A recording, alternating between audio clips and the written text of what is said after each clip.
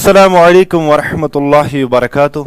Dear students, welcome back in another session of the most important questions for your board examination 2021 right बेटे। तो हम discuss कर रहे थे फिजिकल केमिस्ट्री, आप क्लास 12th बेटा। तो पहला यूनिट जो हमने देखा था that was solids. Now for the second unit I am here with you myself Mudassir Bhatt, your chemistry teacher. So here is the unit number second. What is that? That is solution is dear. ये solution जो है बेटे ये आपका unit number second है physical chemistry में, और इसमें 5 मार्क्स है बेटे। तो यहां पर जरा फोकस के साथ रहिएगा क्योंकि यहां से आपको बहुत ही इंपॉर्टेंट क्वेश्चन मिलने वाले हैं राइट बेटा। So let's start now the first question which is on your screen from the solution part. What is that? Explain the following concentration terms. Right dear students, तो आपको ये जो नीचे दिए गए कंसंट्रेशन टर्म्स है बेटे आपको इनको डिफाइन करना है राइट। सो सबसे पहली कंसंट्रेशन टर्म हम डिफाइन करेंगे बेटे। What is that? That is your molarity right. So देखिएगा बेटा मोलैरिटी होती क्या है, तो मैं यहां लिखूं बेटे molarity. What is molarity? My dear students, you have studied in your offline classes. This is just a revision purpose for your board examination. Just have a look here beta. What is molarity? Molarity is simply a concentration term by which you can represent the amount of solute present in a solution. एक solution में कितना amount present होगा वो हम concentration terms के जरिए से represent करते हैं। उन्हीं कंसंट्रेशन टर्म्स में एक कंसंट्रेशन टर्म है बेटा, what is that? That is molarity. ये मोलैरिटी क्या है? It may be defined as the number of moles, as the number of moles, number of moles of solute, number of moles of solute, number of moles of solute present per liter of solution, per liter of solution, right जिगर? per liter of solution, per litre of solution में बेटे कितने number of moles solute के present होंगे, so that will be called as the molarity right. ये molarity जो concentration term है बेटे ये हम रिप्रेजेंट करते हैं कैपिटल एम से। तो मैथमेटिकली अगर मैं लिखते जाऊं यहां पर बेटा इक्वेशन की हालत में, तो मैं लिखूंगा मोलैरिटी इज इक्वल टू बेटा किसके बराबर आएगा? That will be equal to number of moles, number of moles of B. मैं लिखूंगा B means solute divided by बेटा that is volume of solution. Solution का वॉल्यूम कितना होगा बेटा आपने लिया होगा, और वो किस में होगा बेटा? लीटर्स में होगा। ये मोलैरिटी जो है ये हम कैपिटल एम से रिप्रेजेंट करते हैं बेटे, और ये नंबर ऑफ मोल जो है ये हम एन बी से रिप्रेजेंट करते हैं and divided by V of solution. लेकिन ये वी ऑफ सोल्यूशन जो है ये लीटर्स में है। आपको पता है जिगर आपने क्लास 11th में पढ़ा होगा कि नंबर ऑफ मोल्स और मास के दरमियान रिलेशन एक है। What is that relation? Number of moles of any substance will be equal to given mass of that substance divided by molecular mass of that substance. यहां पे सोल्यूट है मैंने B से रिप्रेजेंट किया, that is mass of B divided by molecular mass of B into बेटा क्या करूंगा? Divided by 1 divided by volume of solution. लेकिन ये किस में होगा बेटा? लीटर्स में होगा राइट जिगर। अब ये मोलैरिटी जो है अगर ये जो आपका वॉल्यूम ऑफ सोल्यूशन होगा बेटा ये आपने मिलीलीटर्स में लिया है। अगर आपने वॉल्यूम ऑफ सोल्यूशन मिलीलीटर्स में लिया है तो ये इक्वेशन जो है बेटे ये मॉडिफाई हो जाएगी। मॉडिफाई किस तरीके से हो जाएगी जरा देखिएगा बेटा। Molarity will be equal to at that time that will be equal to given mass of the solute divided by molecular mass of the solute into बेटा क्या करेंगे? इनटू 1000 करेंगे डिवाइडेड बाय मास और डिवाइडेड बाय व्हाट बेटा? Wait a minute please.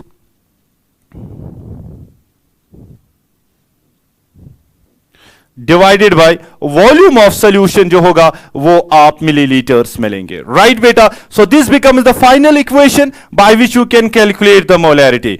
So molarity is simply number of moles of solute present per litre of solution. ये इसके बराबर फिर उसके बराबर, फिर अगर वॉल्यूम ऑफ सोल्यूशन मिलीलीटर्स में होगा तो फाइनल इक्वेशन ये बनने वाली है बेटा राइट बेटा। अब देखिए गौर से देखिएगा ये जो मोलैरिटी है बेटा ये कंसंट्रेशन टर्म, ये मोलैरिटी जो है it is is temperature dependent, right बेटा। सो सबसे पहला पॉइंट आप लिखेंगे कि ये एक टेम्परेचर डिपेंडेंट है बेटा, यानी कि ये वो कॉन्सेंट्रेशन टर्म है जो टेम्परेचर पे डिपेंड करती है। अगर टेम्परेचर में आप फ्लक्चुएशन लाएंगे तो मोलैरिटी में भी फ्लक्चुएशन आ जाएगी बेटा, क्योंकि हमने पढ़ा है V is directly proportional to temperature. जिस कॉन्सेंट्रेशन टर्म में आपको वॉल्यूम का कॉन्सेप्ट मिलेगा वो टेम्परेचर डिपेंडेंट होगी, राइट बेटा। और एक बात, ये जो मोलैरिटी है बेटा, इसके यूनिट्स क्या होंगे? अगर आप गौर से देखेंगे, what will be the units of this molarity.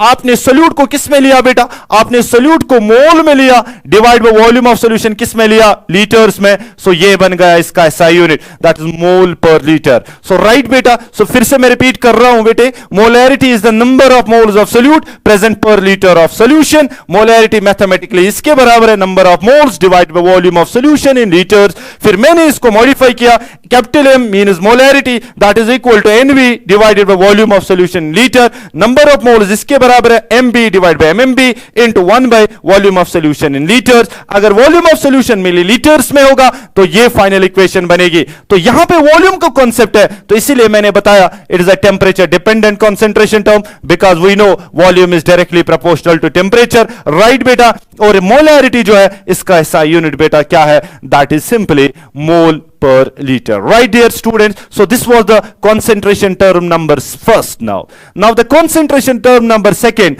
what is that beta? That is mole fraction. Let us see what is mole fraction beta. Mole fraction बेटे, mole fraction क्या है बेटा? What is mole fraction? सबसे पहले मैं definition लिखूं इसकी बेटे, उसके बाद मैं इसको एक्सप्लेन करूंगा। क्या है इसकी definition? It may be defined as the ratio of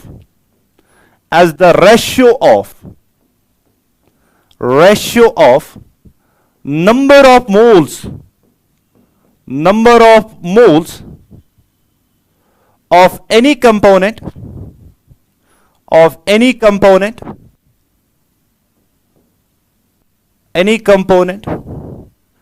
to the total number of moles in the solution.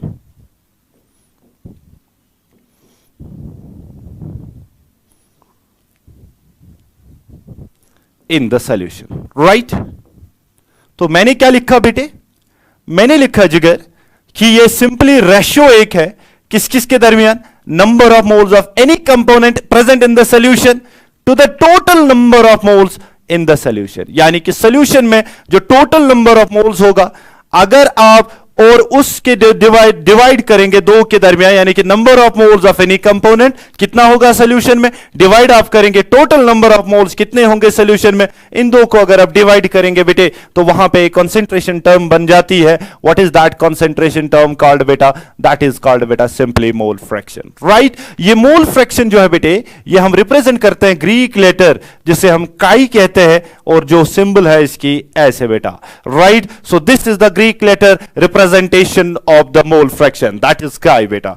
अगर हम इसको एक्सप्लेन करेंगे बेटे, जरा गौर कीजिएगा बेटा, ध्यान दीजिए बेटे, तो मैं क्या कह रहा हूं, सपोज आपका एक बीकर है बेटे, ऐसे इस बीकर में आपने लिए है बेटा कोई सॉल्वेंट लिया है, ठीक है ना बेटा, ठीक। अब इसी सॉल्वेंट में आपने सोल्यूट भी ऐड किया है, तो मैं कहूंगा कि यहां पर अमाउंट ए प्रेजेंट है, यहां पर अमाउंट बी प्रेजेंट है, यानी कि ए प्रेजेंट है, A mean solvent, B means there is a solute, so the combination of solute and solvent that will be called as a solution. Suppose मैं करूंगा इसके MA ग्राम्स आपने लिए हैं, और सपोज मैं करूंगा इसके MB ग्राम्स आपने लिए हैं, राइट बेटा। सो आपने क्या लिया है बेटा?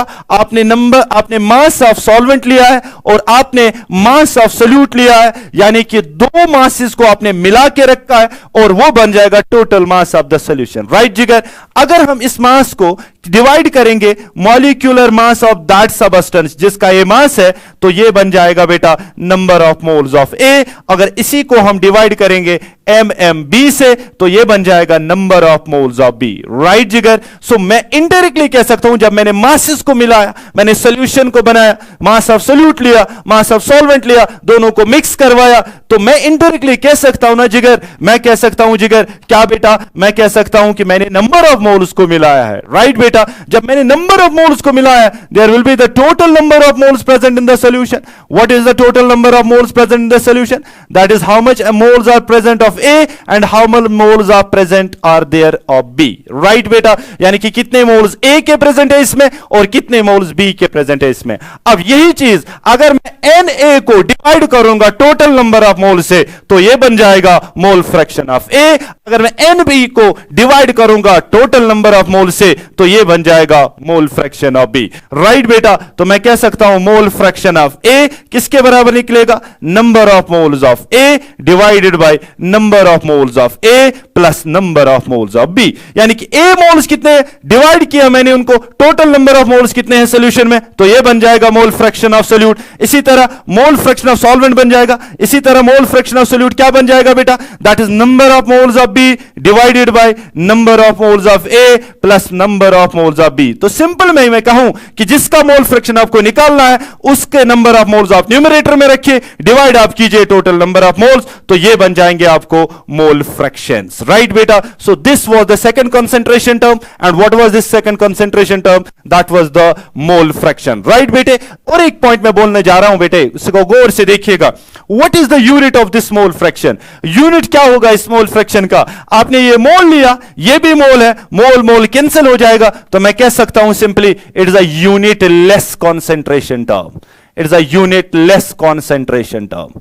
ये वो कंसंट्रेशन टर्म है जिसका कोई यूनिट नहीं होता है बेटा, राइट। और एक पॉइंट मैं बोलने जा रहा हूं बेटे, गौर से इनको याद रखिएगा। ये जो मोल फ्रैक्शन होता है, इट इज ऑलवेज बेटा less than 1 in any solution. The mole fraction of solute and the mole fraction of solvent will be always less than 1। So मैं लिखूंगा मोल fraction of A and mole fraction of B is always what बेटा, याद रख लीजिएगा इस बात को, is always less than 1। ये हमेशा less than 1 होगा, राइट। उसके अलावा और एक पॉइंट बेटा, अगर आपके कंपोनेंट प्रेजेंट है इस सॉल्यूशन में, इनका मोल फ्रैक्शन आपको प्रेजेंट है, तो आप बता सकते हैं कि टोटल मोल फ्रैक्शन इनका क्या बनेगा, राइट बेटा। कि total mole fraction, the sum of the mole fraction of the components present in the solution, एक से ज्यादा जब कंपोनेंट्स होंगे तो that will be equal to 1। So this is the another formula, you should remember it, right beta? The sum of the mole fractions of the components in the solution will be always equal to 1, right beta? So this was the concentration term number second. And what was this concentration term, dear students? This concentration term was what beta? That was mole fraction. Moving on to the third concentration term, let us see now. The third concentration term here is what is meant by molality. आप क्या जानते हैं molality के बारे में? जरा देखिए बेटे, इस मोलैलिटी को हम अब डिफाइन करने जा रहे हैं, राइट बेटा। एक्सप्लेन करेंगे आपके सामने, तो इसको गौर से समझ लीजिएगा। व्हाट इज मोलैलिटी बेटा? Molality is another concentration term, right students. तो मोलैलिटी और एक कंसंट्रेशन टर्म है जिससे हम कंसंट्रेशन ऑफ सॉल्यूट मेजर कर सकते हैं सॉल्यूशन में, राइट। इसको डिफाइन कैसे करेंगे बेटे, जरा देखिएगा। इसकी डेफिनेशन पहले मैं लिखूंगा। It may be defined as the number of moles, as the number of moles of solute, as the number of moles of solute present per kg of solvent, per kg of solvent, per kg of what beta? That is solvent, right dear students? Very very simple it is. क्या है बेटा?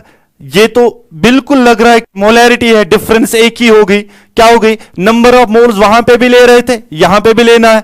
Solute present किस में बेटा? वहां पे पर litre ले रहे थे, लेकिन यहां पर केजी मास ऑफ सॉल्वेंट लेना है। यहां मास ऑफ सॉल्यूशन नहीं लेना है, बल्कि मास ऑफ सॉल्वेंट लेना है। तो इसको मैं डिफाइन मैथमेटिकली पुट कैसे करूंगा? मैं लिखूंगा मोलैलिटी इज इक्वल टू बेटा किसके बराबर आएगा? दैट इज इक्वल टू बेटा number of moles of B. मैं लिखूंगा सिंपल में, जल्दी जल्दी में, number of moles of B बेटा डिवाइड क्या करूंगा बेटा? मास ऑफ ए लिखूंगा, मास ऑफ ए, लेकिन ये मास ऑफ ए मतलब सॉल्वेंट किस में होना चाहिए, केजीज में।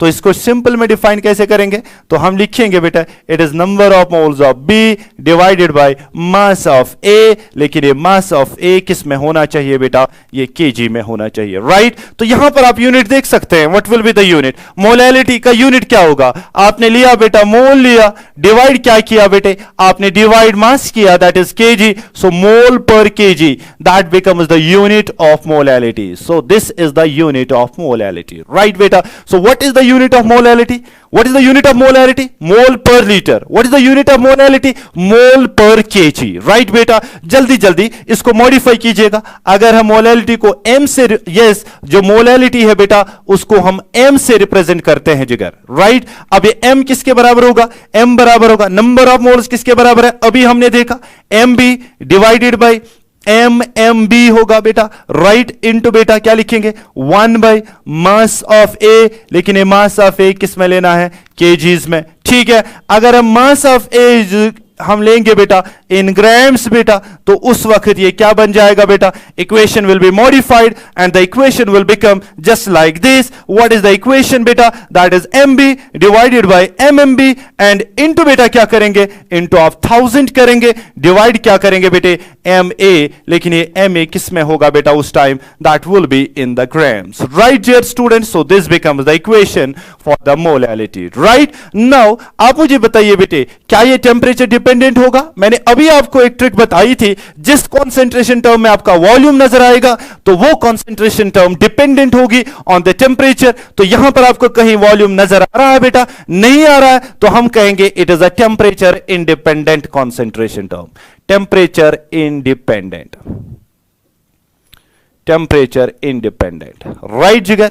सो टेम्परेचर इंडिपेंडेंट टर्म कौन सी है बेटा, मोलैलिटी भी है और मोल फ्रैक्शन भी है, राइट। अब इसका यूनिट क्या है वो मैंने आपको बता के रखा है, right. So this was the question number first that is supposed to be asked in your board examination 2021, right. देखिएगा बेटा, now the second question which comes on your screen goes like this. What is the question like here, state Rolle's law beta, Rolle's law very important question है बेटा आपके solution part से, state Rolle's law, Rolle's law क्या है बेटे, Rolle's law को define करने से पहले मैं आपको एक इनसाइट दूंगा about this Rolle's law, right बेटा। जरा देखिएगा बेटा, गौर से सुनिएगा मेरी बात।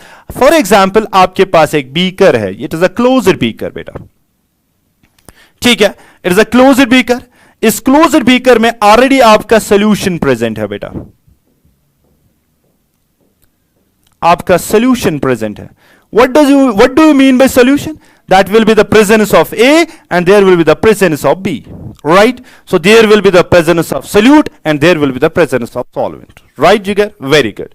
सपोज मैं कर रहा हूं ये दोनों लिक्विड्स है बेटे, फिर हम देखेंगे आगे, फिलहाल हम सपोज कर रहे हैं कि दोनों लिक्विड्स है।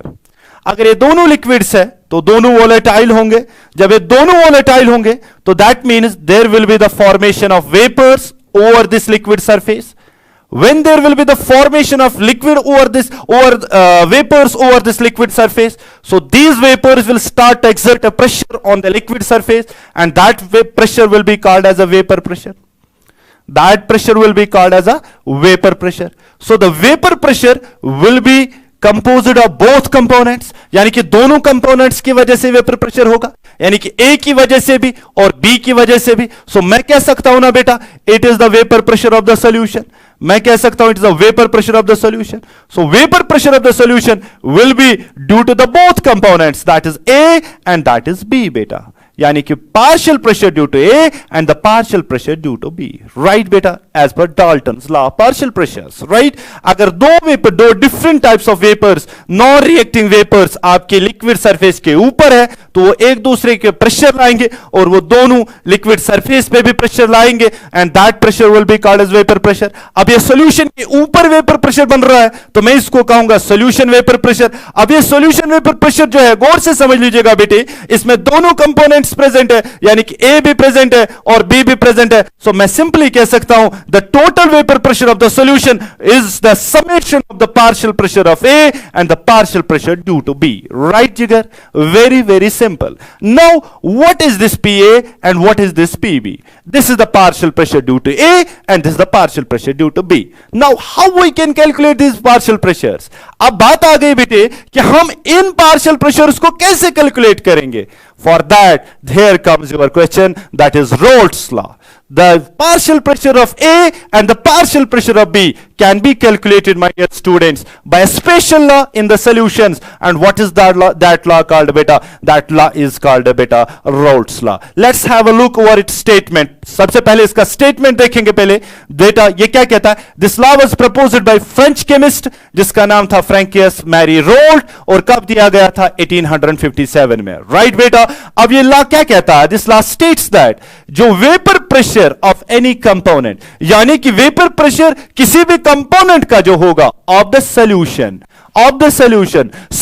पे वेपर प्रेशर जो होगा किसी भी कंपोनेंट के जरिए से, that is directly proportional to its mole fraction. वो किसके डायरेक्टली प्रोपोर्शनल होगा? जस्ट कंसंट्रेट हियर बेटा. That is directly proportional to its mole fraction. उस कंपोनेंट का मोल फ्रैक्शन कितना है? किस में बेटा? उसके सॉल्यूशन में. लेकिन ये सब माजरा कहां पे हो रहा है बेटा?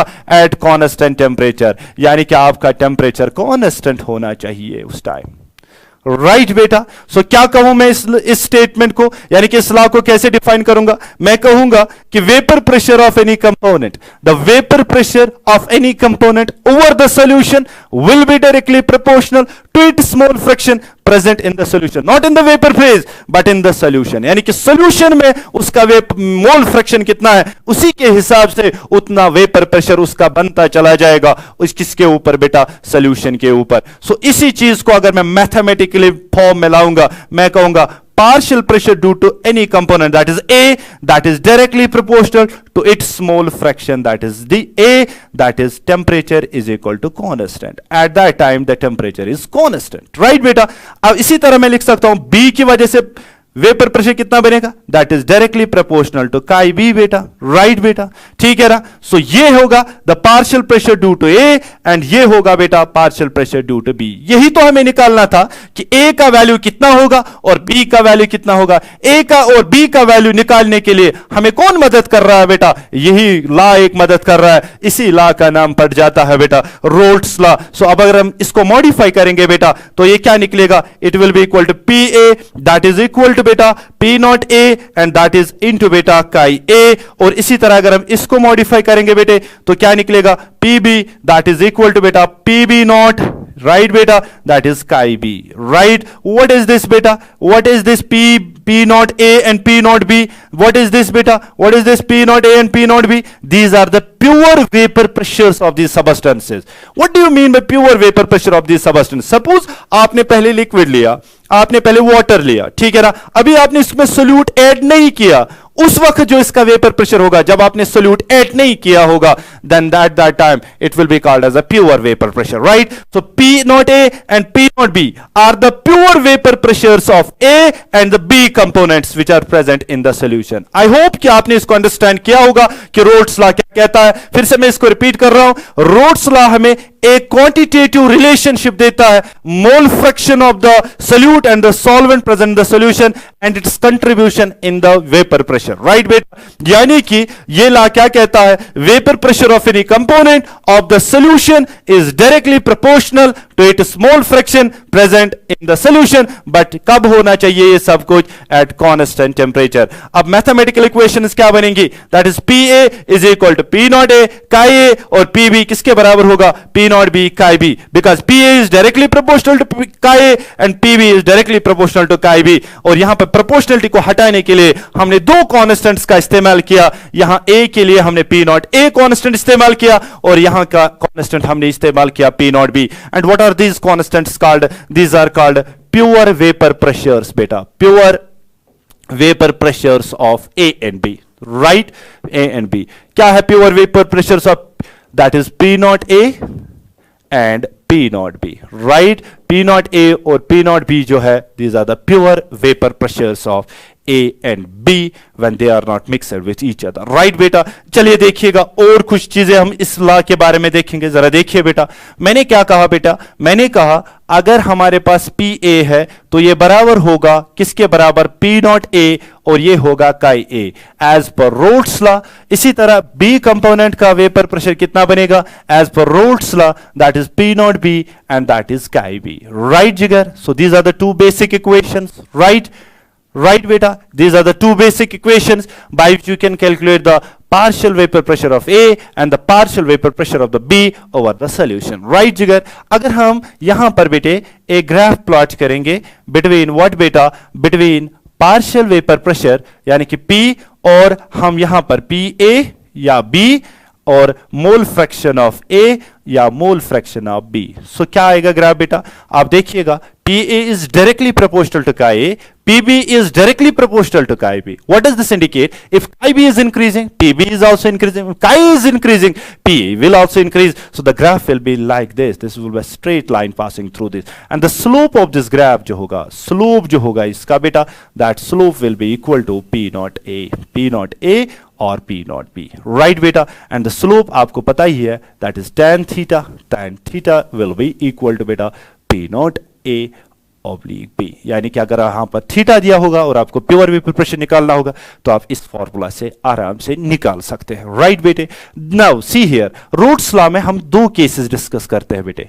Case number first, if both components are volatile, both components are volatile, अगर दोनों कंपोनेंट्स जो है कंपोनेंट्स आर वोलेटाइल यानी कि दोनों के वेपर बन रहे हैं, वोलेटाइल का मतलब दोनों के वेपर बन रहे हैं बेटे, दोनों इवापोरेट हो रहे हैं, तो दोनों वेपर्स बना रहे हैं, then what will be the vapour pressure of the solution? Vapour pressure of the solution will be simply due to both components that is PA that is plus बेटा PB।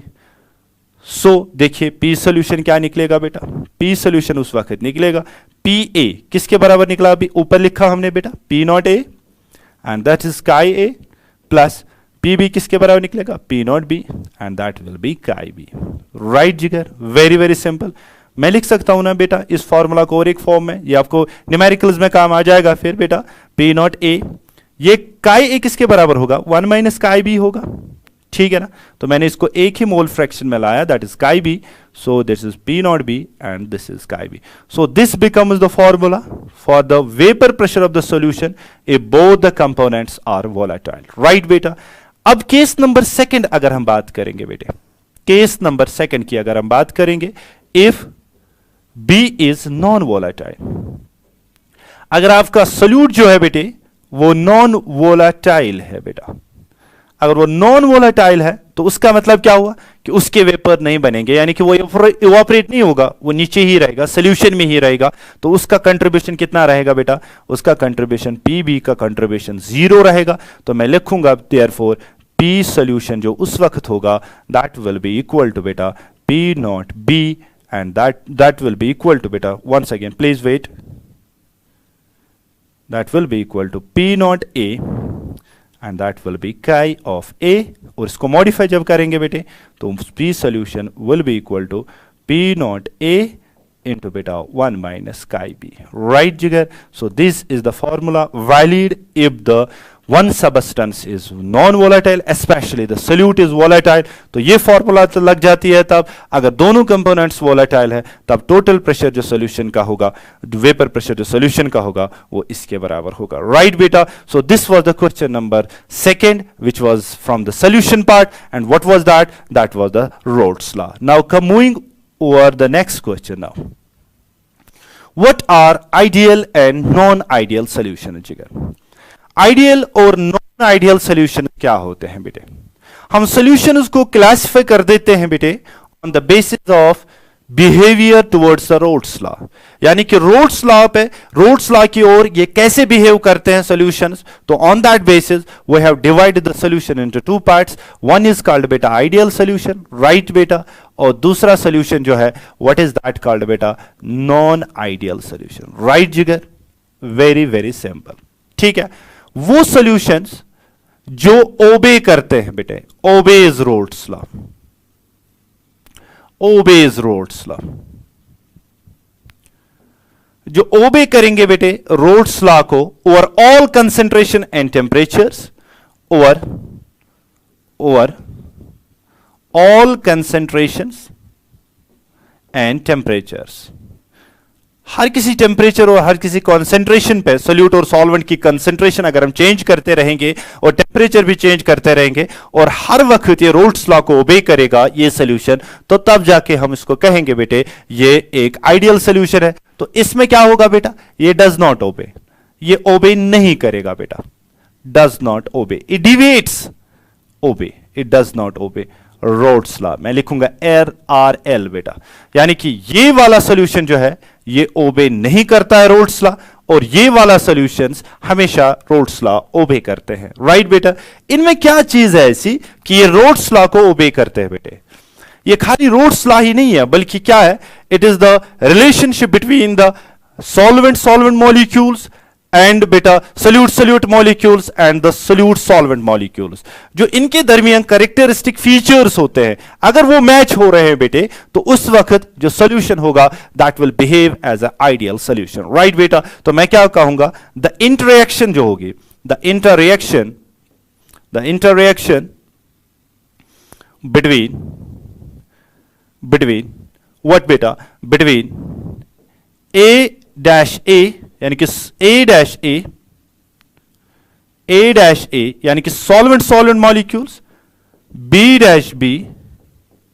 And A-B is similar, यानी कि similar interaction होगी बेटा, similar होगी, तो उस वक्त हम कहेंगे, यानी कि सॉल्वेंट सोल्यूट और सोल्यूट सॉल्वेंट के दरमियान जो सॉर्ट ऑफ इंटरेक्शन होगी बेटा in the solution when they are separated और व्हेन दे आर मिक्सड, अगर वो सेम इंटरेक्शन पाई जाएगी बेटे, तो उस वक्त हम कहेंगे कि वो सोल्यूशन क्या है बेटा, रोल्स लॉ। मैं आपको एग्जांपल से समझाऊंगा बेटे। फॉर एग्जांपल आपके पास हेक्सेन है बेटा और आपके पास बेटा हेप्टेन है।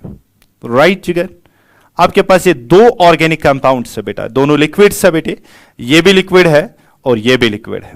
ठीक है ना बेटा, याद रखिएगा ये हेक्सेन जो है इट्स अ नॉन पोलर, ये भी नॉन पोलर है, तो इसमें जो इंटरेक्शन होगी बेटा वो होगी वैन डर वाल्स इंटरेक्शन, और इसमें जो इंटरेक्शन होगी वो वैन डर वाल्स इंटरेक्शन होगी। जब इन दोनों को मिला देंगे हम बेटे, जब दोनों को मिला देंगे, when both are mixed with each other, there will be another what interaction बेटा, there will be van der Waals interaction। so मैं कहूंगा ना AA और BB और AB interaction जो है that is similar, यानी कि वो same in all respects, तो हम कहेंगे कि ये solution कौन सा solution है बेटा, ये एक ideal solution है। right बेटा, और एक point मैं यहां लिखता जाऊंगा बेटा, आप नोट करते जाइएगा what is that। तो example ये भी बन जाएगी, example मैंने यहां पे लिख के रखी है बेटा, ये वाली example हेक्सेन, हेप्टेन, टॉलिन, बेंजीन, ये examples है आपके पास। ठीक है, ओके, बहुत सारी एग्जांपल्स आप टेक्स्ट बुक से भी ले सकते हैं बेटे। ओके, आप समझ लीजिएगा कॉन्सेप्ट क्या है। अब यहां पर जो है, यानी कि जब ये आपस में मिलेंगे बेटे, गौर से सुनिएगा, सपोज आपने इसके 4 ml लिए हैं और आपने इसके भी 4 ml लिए हैं बेटे। राइट जिगर, ठीक है, आपने इसके भी 4 ml लिए हैं, इसके भी 4 ml लिए हैं, तो इंटरेक्शन सेम है दोनों में। जब ये मिलेंगे तो दोनों में इंटरेक्शन सेम होगी, क्या वॉल्यूम बढ़ जाएगा, क्या वॉल्यूम कम हो जाएगा बेटा? जरा सुनिएगा मेरी बात, गौर से सुनिएगा। When there will be a new sort of interaction, then the volume can increase or decrease, या वॉल्यूम इंक्रीज होगा या वॉल्यूम डिक्रीज होगा। अगर new sort of interaction solute और सॉल्वेंट मॉलिक्यूल्स के दरमियान बन रही है, तो उस वक्त जो वॉल्यूम होगा वो चेंज हो जाएगा, यानी कि final volume of the solution will change, but here the interaction is same, so we can say the change in the volume upon mixing will be equal to 0, यानी कि डेल्टा V जो होगा mixing पे होगा इनका, that will be equal to बेटा 0। Right, इसके अलावा और एक पॉइंट बेटा गौर से सुनिएगा, इसमें देखिए न्यू सॉर्ट ऑफ इंटरेक्शन नहीं बढ़ रही है, पुरानी सॉर्ट ऑफ इंटरेक्शन नहीं टूट रही है, तो there will be neither the heat absorbed nor evolved during the formation of such solutions. Right बेटा, देखिए मैं आपको समझा रहा हूं, सपोज ये एक है, ये एक है, यानी कि ये सोल्यूट है, ये सॉल्वेंट है, ठीक है ना, इसमें इंटरेक्शन जो है वो इसमें भी इंटरेक्शन है, यानी कि जब ये मिलेंगे तो न्यू सॉर्ट ऑफ इंटरेक्शन नहीं बढ़ रहा है, ना पुरानी इंटरेक्शन टूट रही है, जैसी पुरानी इंटरेक्शन है वैसी ही नई इंटरेक्शन है, तो neither the heat is absorbed nor the heat is evolved. So हम कह सकते हैं ना एंथैल्पी चेंज जो होगी अपॉन मिक्सिंग इन वाले सॉल्यूशंस की बेटे, that will be also equal to 0। Right, इसके अलावा हमेशा आप याद रखना डेल्टा G जो होगा on mixing, because the process spontaneous, ये मिक्स होकर सॉल्यूशन बना रहे हैं, so that is less than 0, so that वो लेस देन 0 होगा। और एक पॉइंट बेटा, डेल्टा एस जो होगा अपॉन मिक्सिंग बेटा, याद रखिएगा इस point, that is greater than zero, यानी कि एंट्रोपी इनकी जीरो ग्रेटर देन जीरो होगी. So these are the characteristic features of this ideal solutions. Right बेटा, फिर से मैं बोल रहा हूं, आइडियल सॉल्यूशंस बेटा वो सॉल्यूशंस है जो ओबे करेंगे Raoult's law over all concentrations and temperatures. Right, इनमें खुसूसी बात क्या है कि ये ओबे करते हैं रोड्स लॉ को. इनमें जो इंटरेक्शन होती है सोल्यूट और सोल्यूट के दरमियान, सॉल्वेंट और सॉल्वेंट के दरमियान, और फाइनल इंटरेक्शन जो बनती है मिक्स होने के बाद सोल्यूट और सॉल्वेंट्स के दरमियान बेटे, वो सेम सॉर्ट ऑफ इंटरेक्शन होती है. So that is why they obey the roads law. Example से मैंने अगर समझाया आपको, हेक्सेन और हेक्सेन, इसमें बेटा वैन डर वाल्स इंटरेक्शन है, इसमें वैन डर वाल्स इंटरेक्शन है, दोनों जब मिलेंगे तो दोनों वैन डर वाल्स इंटरेक्शन ही बनाएंगे. So there is no new sort of interaction between the molecules, there is पुरानी सॉर्ट ऑफ इंटरेक्शन. ठीक है ना, तो मैं सिंपल बच्चा इसको कहूंगा कि ये जो है ये कौन सा सॉल्यूशन बनाएगा, आइडियल सॉल्यूशन. अब देखिए, न न्यू बॉन्ड्स बन रहे हैं न ओल्ड बॉन्ड्स टूट रहे हैं, जैसे ओल्ड बॉन्ड्स थे वैसे ही न्यू बॉन्ड्स है. ठीक है, अगर वो टूटेंगे भी, जितनी एनर्जी वहां निकलेगी वही एनर्जी यहां बनने में लगेगी. तो वो चेंज इन जो एंथैल्पी होगा अपॉन मिक्सिंग, यानी कि heat neither will be absorbed nor evolved, जितनी एब्जॉर्ब होगी उतनी इवॉल्व होगी, तो नेट में आपको जीरो आंसर मिलेगा. तो delta H mixing will be equal to zero. तो ना वॉल्यूम एक्सपैंड हो रहा है ना वॉल्यूम कॉन्ट्रैक्ट हो रहा है, सेम सॉर्ट ऑफ इंटरेक्शन है, तो वॉल्यूम भी change in volume upon mixing भी इक्वल टू जीरो होगी. गिब्स फ्री एनर्जी हमेशा स्पॉन्टेनियस प्रोसेस के लिए लेस देन जीरो होती है, यानी कि नेगेटिव होती है, और for spontaneous process delta S mixing जो होती है that is greater than zero. Right बेटा, चलिए अब बात करते हैं बेटे यहां नॉन आइडियल सॉल्यूशंस की. पहला पॉइंट मैंने अभी बताया कि ये ओबे नहीं करते हैं रोल्स लॉ को over all concentration and all temperatures. Why? So there should be the defect in this point. The interaction between A dash A, B dash B and A dash B will not be similar. ये similar नहीं होगी, या ये weaker हो सकती है या वो ग्रेटर हो सकती है. ठीक है, स्ट्रॉन्गर या ये वीकर हो सकती है. सो मैं लिखूंगा बेटा, ये पॉइंट बहुत ही इंपॉर्टेंट है. The interaction between the interaction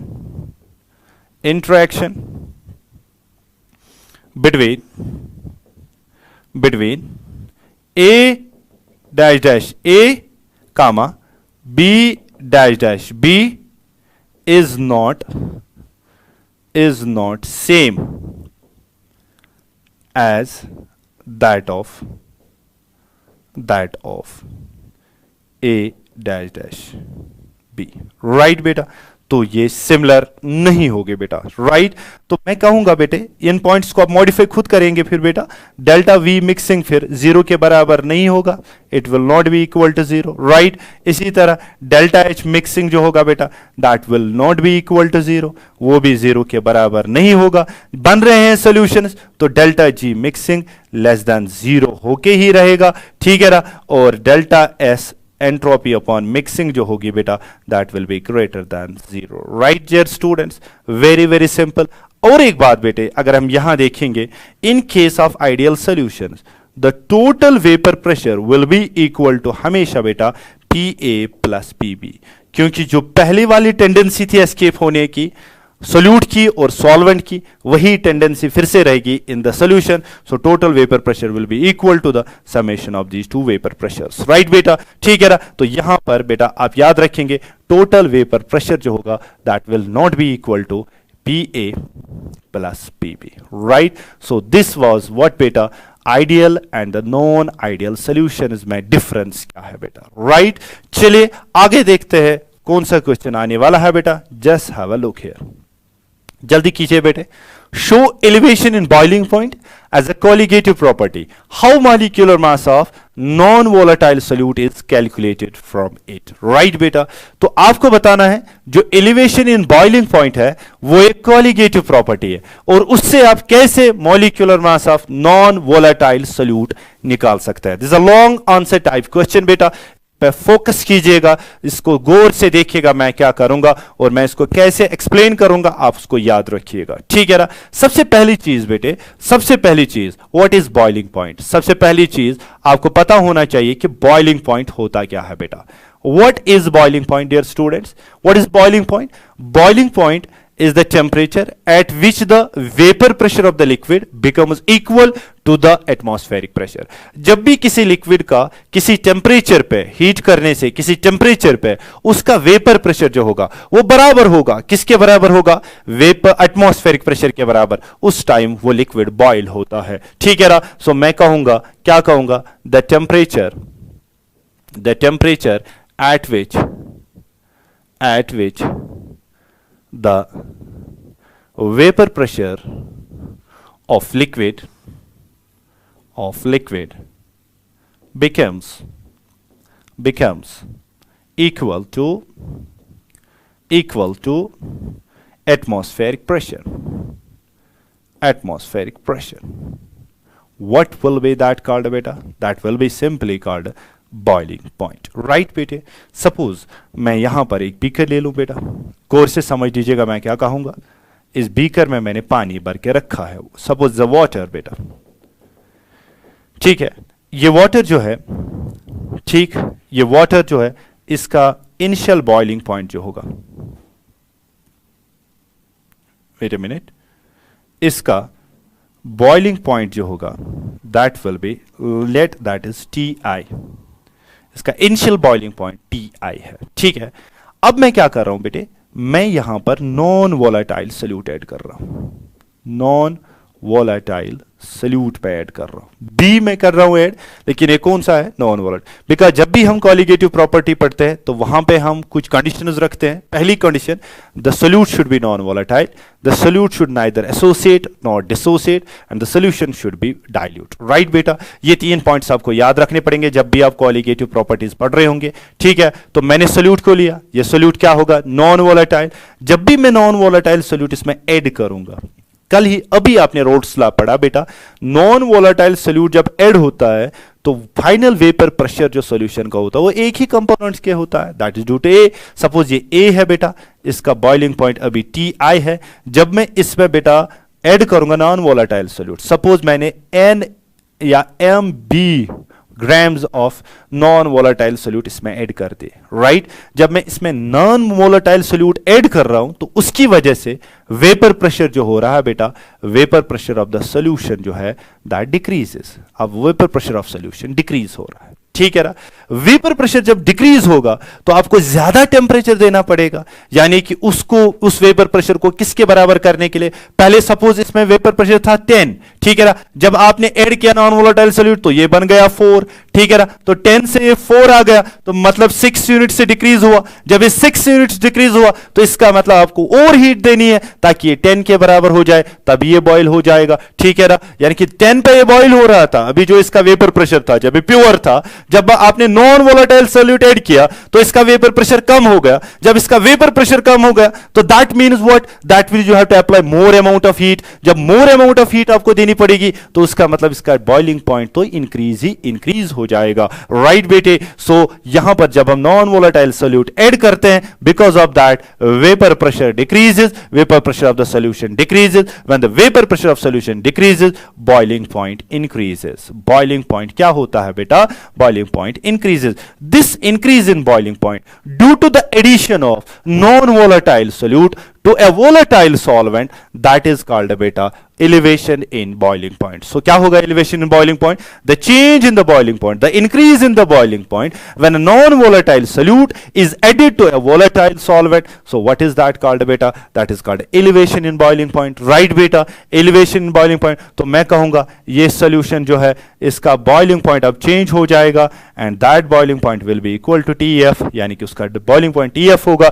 मगर याद रखना है आपको, TF will be greater than Ti, यानी कि फाइनल बॉइलिंग पॉइंट ज्यादा होगा, greater than. So change in boiling point कितना होगा? डेल्टा टी बी, यानी कि change in boiling point that will be equal to बेटा T final minus T initial. Right जिगर, so this becomes the formula for the change in boiling point. Right beta, so this change in boiling point is called elevation in boiling point. Elevation in boiling point. Right, यहां तक clear बेटा? चलिए आगे देखते हैं। अब देखिए मैंने कहा जब भी आप नॉन वोलेटाइल सोल्यूट ऐड करेंगे तो उसकी वजह से वेपर प्रेशर डिक्रीज होगा, उसकी वजह से आपको हीट ज्यादा देनी पड़ेगी तो बॉइलिंग पॉइंट इंक्रीज होगा। मैं सपोज करूंगा वो बॉइलिंग पॉइंट टीएफ है, जब आपको हीट देनी पड़ी इनिशियल बॉइलिंग पॉइंट कितना था, टीआई था, लेकिन ये जरूरी है कि वेपर प्रेशर डिक्रीज हो रहा है, हीट देनी ज्यादा पड़ती है तो फाइनल बॉइलिंग पॉइंट ज्यादा होगा as compare to initial boiling point. तो मैं लिखूंगा टीबी T delta TB यानी कि change in boiling point that is equal to TF minus TI and this change in boiling point is called elevation in boiling point, right बेटे। अगर हम देखेंगे आप ग्राफिकली इसी चीज को, सपोज आप ये ग्राफ बना लीजिए ऐसे बेटा, सपोज ये है आपका ग्राफ, ठीक है, ये आपका टेम्परेचर है बेटा और ये आपका वेपर प्रेशर है, ठीक। मैं सपोज कर रहा हूं कि यहां पर ये एटमॉस्फेरिक प्रेशर है, ठीक है, so this is atmospheric pressure. तो इस प्रेशर पे क्या होगा बेटा, ये लिक्विड बॉईल होगा। तो मैं क्या कहूंगा बेटे, जरा गौर से देखिएगा, पहला कर्व जो आएगा देखिए ऐसे आएगा, ठीक है, ठीक। दूसरा कर्व जो होगा वो ऐसे होगा। मैं दो कर्व ऐसे ड्रा कर रहा हूं, ठीक है। What is this? सो मैं कहूंगा देखिए जितना आपको टेम्परेचर इंक्रीज कर रहे हैं तो वेपर प्रेशर बढ़ता चला जा रहा है, वेपर प्रेशर तो बढ़ता चला जाएगा क्योंकि आपने पढ़ा होगा factors affecting the vapour pressure is greatly affected by the temperature, if you increase the temperature the vapour pressure will start to increase, right बेटा। तो देखिएगा, तो टेम्परेचर इंक्रीज करने से वेपर प्रेशर इंक्रीज होगा। तो इन दो लाइंस में आप मुझे बताइए पहली लाइन ज्यादा कौन है, यानी कि वेपर प्रेशर कब ज्यादा है, वेपर प्रेशर ऊपर ज्यादा है, ठीक है ना बेटा, वेपर प्रेशर ऊपर ज्यादा है, यानी कि ऊपर वाली लाइन जो होगी वो ज्यादा वेपर प्रेशर को रिप्रेजेंट कर रही है, उसका स्लोप ज्यादा है तो उसका मतलब वेपर प्रेशर ज्यादा है, तो वेपर ये होगा आपका प्योर, ये आपका प्योर होगा, ठीक है ना। प्योर सबस्टेंस जो ली थी तो मैं मान लूंगा ये अब इस टेम्परेचर पे बॉईल हो रहा है, यानी कि डेल्टा टी आई, ये टी आई है इनिशियल टेम्परेचर। अब मैंने सोल्यूट जब ऐड किया तो ये दूसरी लाइन की वेपर प्रेशर डिक्रीज होगा, वेपर प्रेशर नीचे जाएगा, वेपर प्रेशर वाइज बोन गो बुरमियोन, ये vapour pressure bone wise Gotami मतलब गोचेशी एडिशन कोरमुत कमी गो बुरमियोन नॉन वोलेटाइल सोल्यूट। जब वेपर प्रेशर डिक्रीज होगा, जब वेपर प्रेशर डिक्रीज होगा तो दूसरी लाइन जो होगी वो रिप्रेजेंट करेगी सोल्यूशन को, राइट बेटा। अब ये जो लाइन है ये इस वाले टेम्परेचर पे बॉईल हो रही है, एंड व्हाट इज दिस बेटा, delta T F, and the difference between the two lines this is called beta delta TF. So this is the graphical representation of elevation in boiling point, right? So delta TF is the difference between the two boiling points when it was pure and when you added the non-volatile solute, right beta? Simple, ठीक है। अब इसी को आपको prove करना है कि it is a colligative property, right?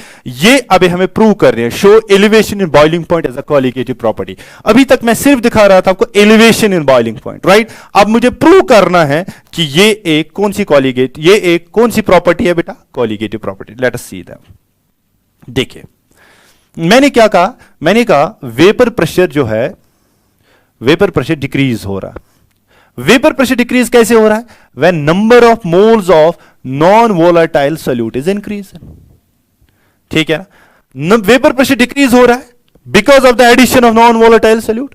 Non volatile solute जितना आप ऐड करते जाएंगे तो वेपर प्रेशर उतना डिक्रीज होता चलाएगा। जब वेपर प्रेशर उतना डिक्रीज होता चला जाएगा तो उसका मतलब है आपको ज्यादा हीट देनी पड़ेगी, ठीक है ना। तो ज्यादा एलिवेशन इन बॉइलिंग पॉइंट होगा। तो it has been experimentally found, it has been experimentally found. Experimentally क्या देखा गया है बेटे, एक्सपेरिमेंटली देखा गया है डेल्टा टीबी जो है बेटा that is directly proportional to the molal solution of the molar solution is directly proportional to the molarity of the solution. What is molarity? Number of moles of solute. यानी कि अगर आप number of moles of solute increase कर रहे हैं, vapor pressure decrease हो रहा है, तो boiling point भी increase हो रहा है ना बेटा, boiling point increases। जरा relation देखिएगा बेटा, तीनों relation मैंने लिखी है यहाँ पर। vapor pressure decrease हो रहा है, किसकी वजह से decrease हो रहा है बेटा, addition of non volatile solute से। जब non volatile solute number of moles आप add करते जाएंगे तो उसकी वजह से boiling point increase होगा। तो मैं directly कह सकता हूँ ना, experimentally मैं ये बात कह सकता हूं डेल्टा टीबी यानी कि चेंज इन बॉइलिंग पॉइंट किसके डायरेक्टली प्रोपोर्शनल है, molality of the solution. What does it mean by molality of the solution, number of moles of non volatile solute, how much number of moles of non volatile solute you are adding, right बेटा। So delta TB is equal to, इस proportionality को हटा देंगे तो ये के भी आएगा इंटू बेटा आएगा एम, राइट जिगर। So what is this M बेटा, this is molality of the solution, molality of the solution, molality of the solution, right जिगर, molality of the solution, ठीक है, मोलैलिटी ऑफ द सोल्यूशन है। Molality का मतलब क्या है बेटा? मोलैलिटी का मतलब number of moles, number of moles of solute, B बेटा। ये बी क्या है बेटा? ये आपका नॉन वोलेटाइल है। सो आपने पढ़ा होगा colligative property is that property which depends upon only on the number of moles of solute. So यहां से ये प्रूव हो गई कि डेल्टा टीबी जो है ये डिपेंड करती है किस पे बेटा? On the molality of the solution, यानी कि number of moles of non volatile solute. So hence it is a colligative property, hence it is a colligative property.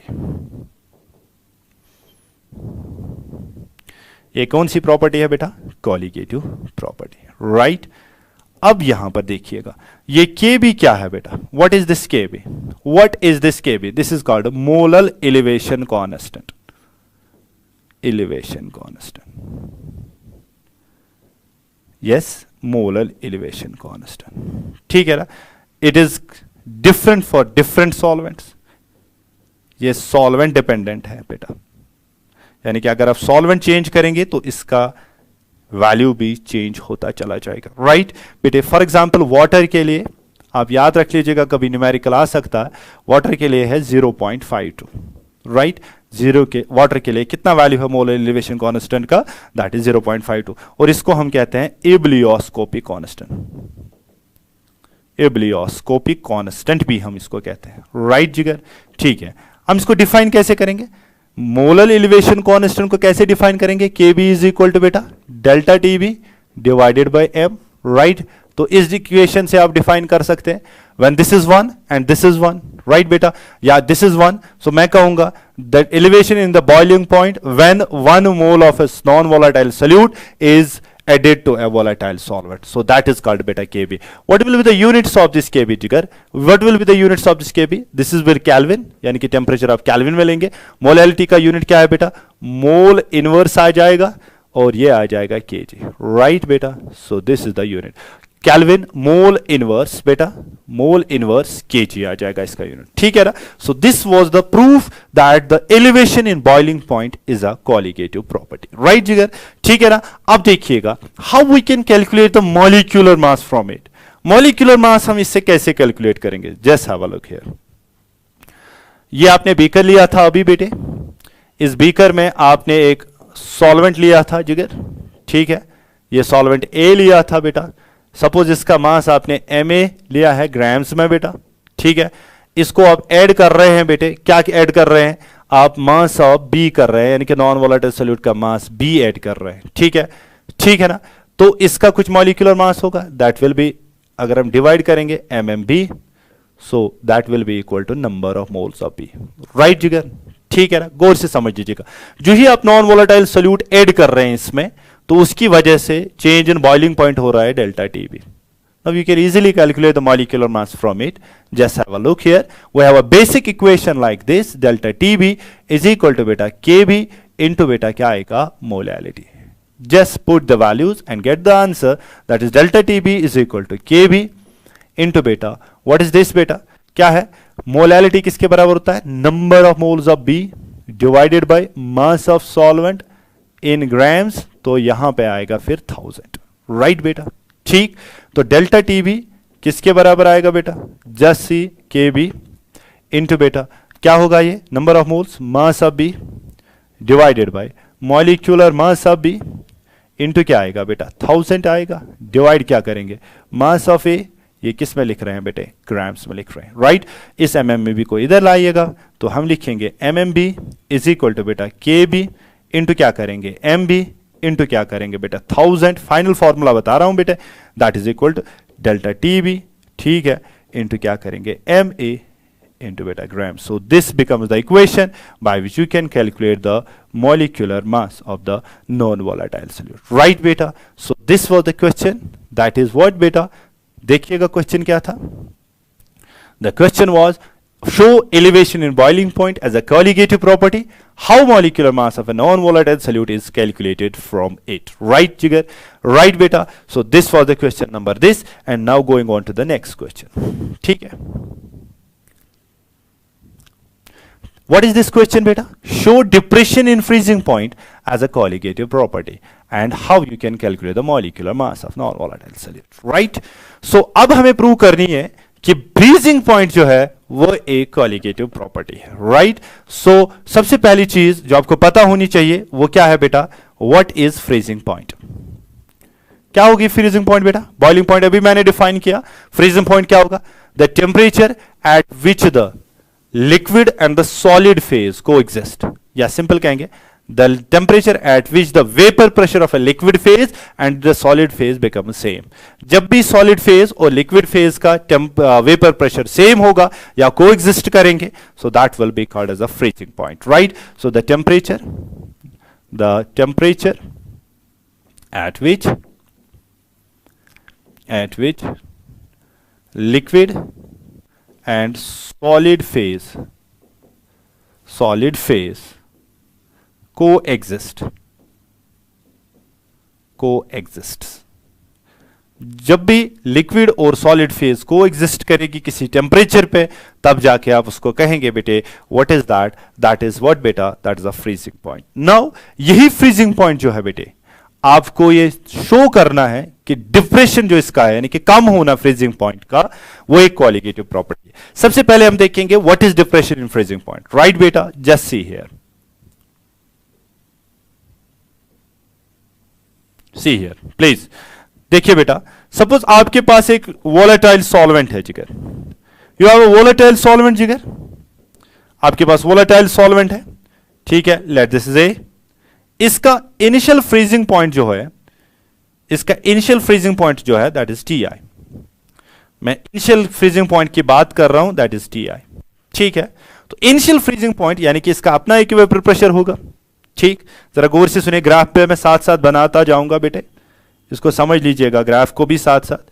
ये मान लीजिए वेपर प्रेशर है बेटा और ये टेम्परेचर है, ठीक है ना. सो मान लीजिए ये आपका क्या है, जरा सुनिए, गौर से सुनिएगा बेटा. ये मान लीजिए ये लिक्विड है, ये प्योर लिक्विड है जो कि किसी टेम्परेचर पे फ्रीज हो रहा है. सपोज ये इस वाले टेम्परेचर पे बेटा फ्रीज हो रहा है. सो मैं मान के चलता हूं that is this one initial temperature, right. So इसके नीचे ये सॉलिडिफाई हो जाएगा, ठीक है. तो ये लिक्विड वाला, ये सॉलिड वाला, तो इस वाले पॉइंट पे दोनों का वेपर प्रेशर सेम आ रहा है. So that is called freezing point, या दोनों एक साथ कोएग्जिस्ट कर रहे हैं बेटे, हम कहेंगे तो this is a freezing point, right जिगर, ठीक है. अब जब आप इसमें नॉन वोलाटाइल सोल्यूट ऐड करेंगे, यानी कि बी आपने ऐड किया जो कि नॉन वोलाटाइल है. अगर ये नॉन वोलाटाइल सोल्यूट आप ऐड कर रहे हैं तो नॉन वोलाटाइल सोल्यूट ऐड करने से आपका वेपर प्रेशर डिक्रीज होगा बेटा. जब वेपर प्रेशर डिक्रीज होगा तो कर्व नीचे आएगा बेटा, ठीक. सपोज ये कर्व इधर इधर इधर इधर इस टेम्परेचर पे अब फ्रीज होगा, यानी कि ये देखिए ना, वेपर प्रेशर तो डिक्रीज होगा. जब वेपर प्रेशर डिक्रीज होगा आपको टेम्परेचर और कम करना है ताकि बेटा temperature will also, the freezing point जो है, freezing point, wait a minute बेटा, जो फ्रीजिंग पॉइंट होगा F P T, that will also decrease, ठीक है ना. बॉइलिंग पॉइंट तो इंक्रीज होता है वेपर प्रेशर कम होने से, वेपर प्रेशर कम होने से फ्रीजिंग पॉइंट भी कम होगा. सो याद रखिएगा ये इस वाले पॉइंट पे अब फ्रीज हो जाएगा, राइट. सो ये टेम्परेचर टी एफ होगा बेटा, ठीक है ना. तो ये अब temperature, final temperature T F पे फ्रीज होगा. पर याद बात रखनी है कि T I is greater than T F, right. So अब दोनों की डिफरेंस अगर हम निकालेंगे, that is delta T F, that is equal to बेटा T initial minus T final, sorry,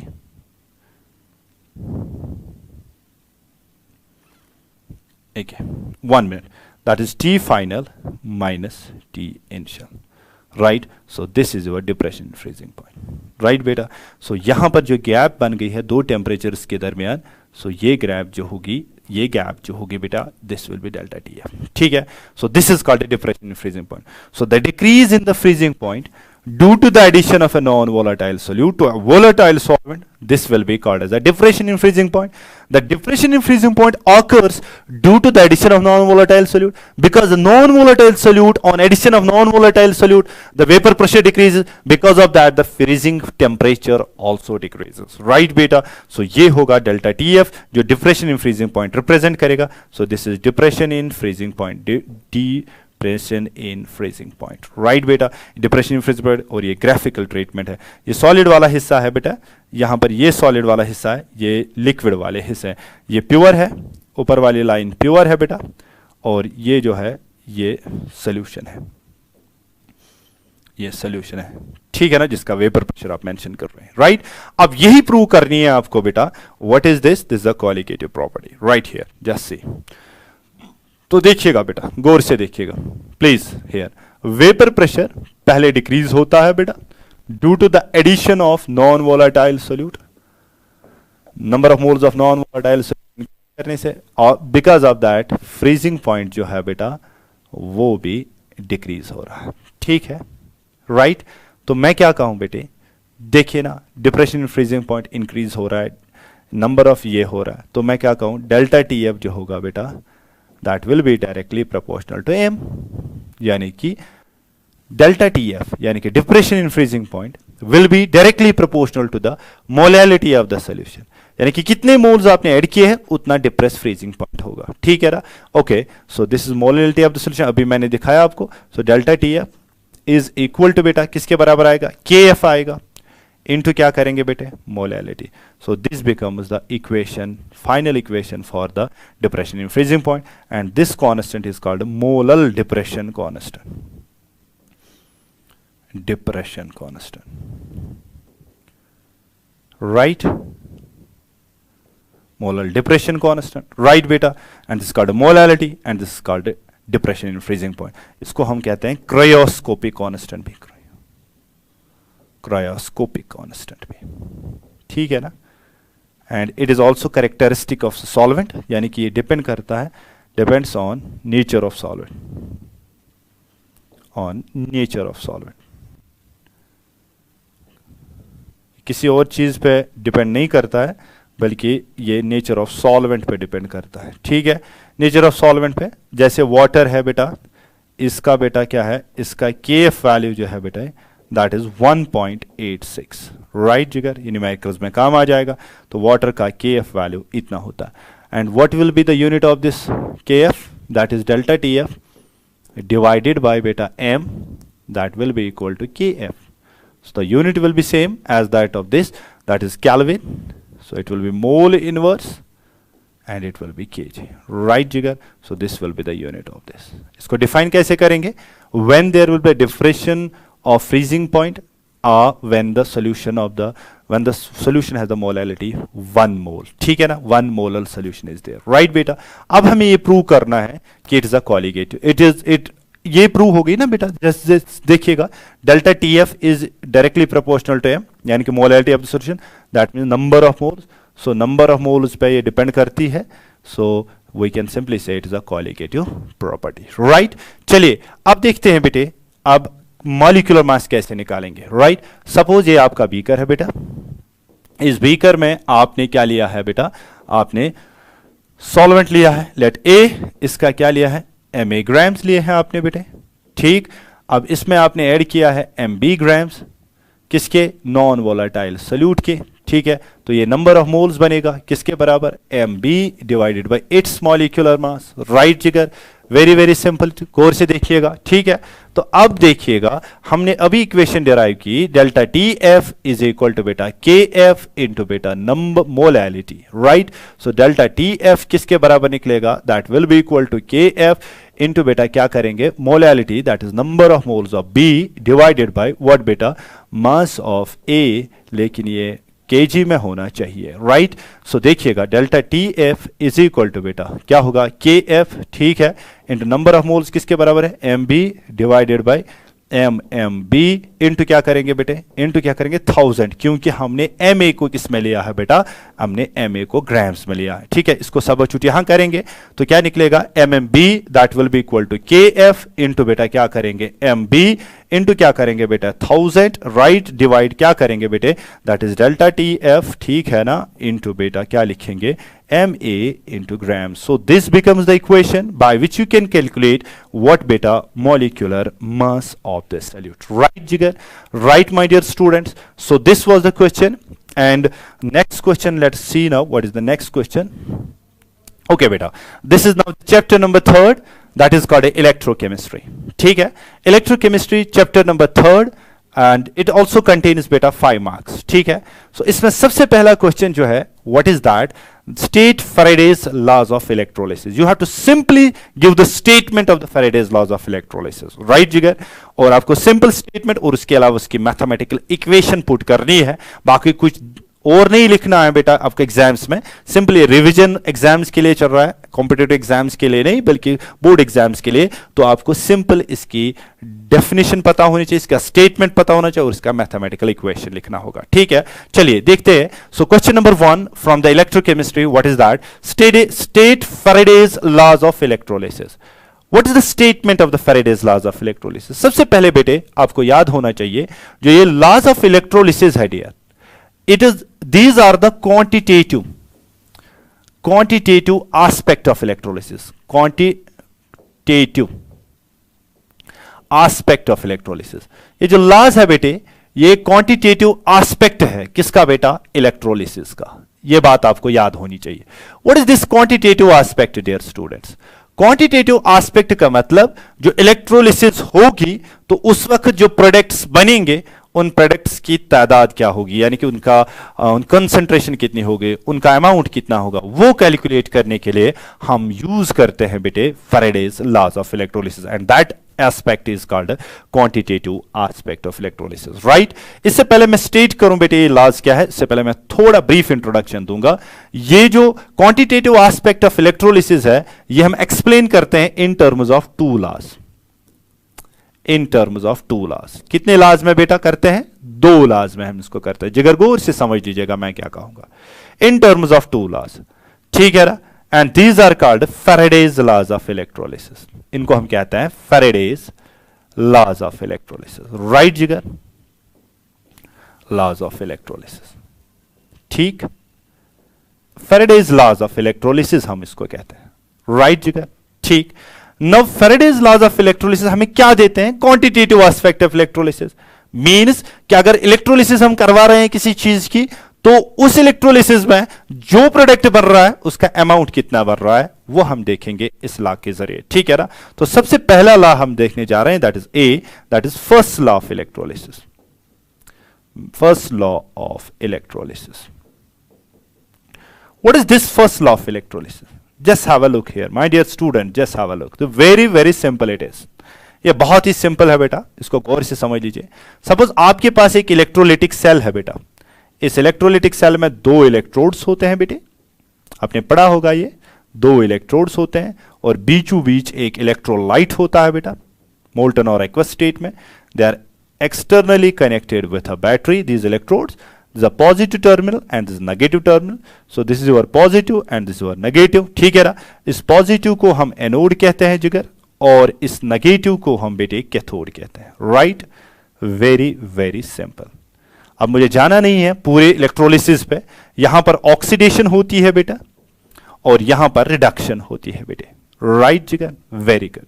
जो ही आप quantity of electricity, for example आप क्यू अमाउंट ऑफ इलेक्ट्रिसिटी इसमें से पास करा रहे हैं, जो ही आप इलेक्ट्रोलिसिस स्टार्ट कर रहे हैं यानी कि चार्ज को भेज रहे हैं इलेक्ट्रोलिटिक सेल में, तो वहां पे एक नॉन स्पॉन्टेनियस रिडॉक्स रिएक्शन हो जाती है ड्यू टू दिस करंट, और उसकी वजह से रिडक्शन आधों की होती है, आधों की ऑक्सीडेशन होती है। Due to that there form the products. अब ये प्रोडक्ट्स कितने बनते हैं ये हमें कौन लॉ बताएगा बेटा, ये फर्स्ट लॉ बताएगा। What is the statement of this law? It states that the amount of substance, the amount of substance liberated or deposited at any electrode at any electrode is directly proportional to the amount of charge, to the amount of charge, amount of charge, amount of charge flowing through the electrolyte, flowing through the electrolyte, through the electrolyte. Electrolyte के बीचों बीच कितना charge आप भेज रहे हैं उसके हिसाब से ही सबस्टेंस बनेंगे वहां पर, यानी कि ऑक्सीडेशन रिडक्शन होके सबस्टेंस लिबरेट या डिपॉजिट होंगे. And this the statement of what बेटा, the statement of the first law of electrolysis. What does this first law of electrolysis states बेटा? Once again I am repeating this one. The first law of electrolysis states that the amount of substance liberated or deposited at an electrode is directly proportional to the amount of charge flowing through the electrolyte. एक electrolyte के बीचों बीच आप कितना charge भेज रहे हैं, उस charge की वजह से जो ऑक्सीडेशन रिडक्शन हो रही है, उसकी वजह से जो सबस्टेंस लिबरेटेड या डिपॉजिट हो रहे हैं, that is directly proportional to the amount of the charge flowing through the electrolyte. Right, my dear students? अगर हम इसी चीज को मैथमेटिकली रिप्रेजेंट करेंगे तो हम इसको कैसे करेंगे बेटे, जरा देखिए. सपोज हम कहेंगे कि m amount of substance is liberated or deposited. Right, dear? It is directly proportional to the q amount of charge, यानी कि q amount of charge flow जब होगा. Right? So ये आपका चार्ज है बेटा, ये आपका अमाउंट है बेटा, ये चार्ज है और ये आपका मास है, यानी कि मास वेट आपको कुछ भी बोलिए, अबाउट बोल लीजिए. ठीक है, तो मैं लिखूंगा m इज इक्वल टू बेटा, it is z into Q बेटा. राइट बेटा? ठीक. सो this becomes the mathematical equation for this. Right बेटा? m इज इक्वल टू बेटा z into I into T. मैं एक और इक्वेशन लिख रहा हूं बेटा, इसको मैं एक्सप्लेन करूंगा, आप जस्ट देखिएगा, क्योंकि हमें पता है q बाई टी जो होता है बेटा, that is equal to I. Right? So current flowing through the electrolyte will be equal to the how much charge is flowing through the electrolyte divided by आप टाइम करेंगे. Right बेटा?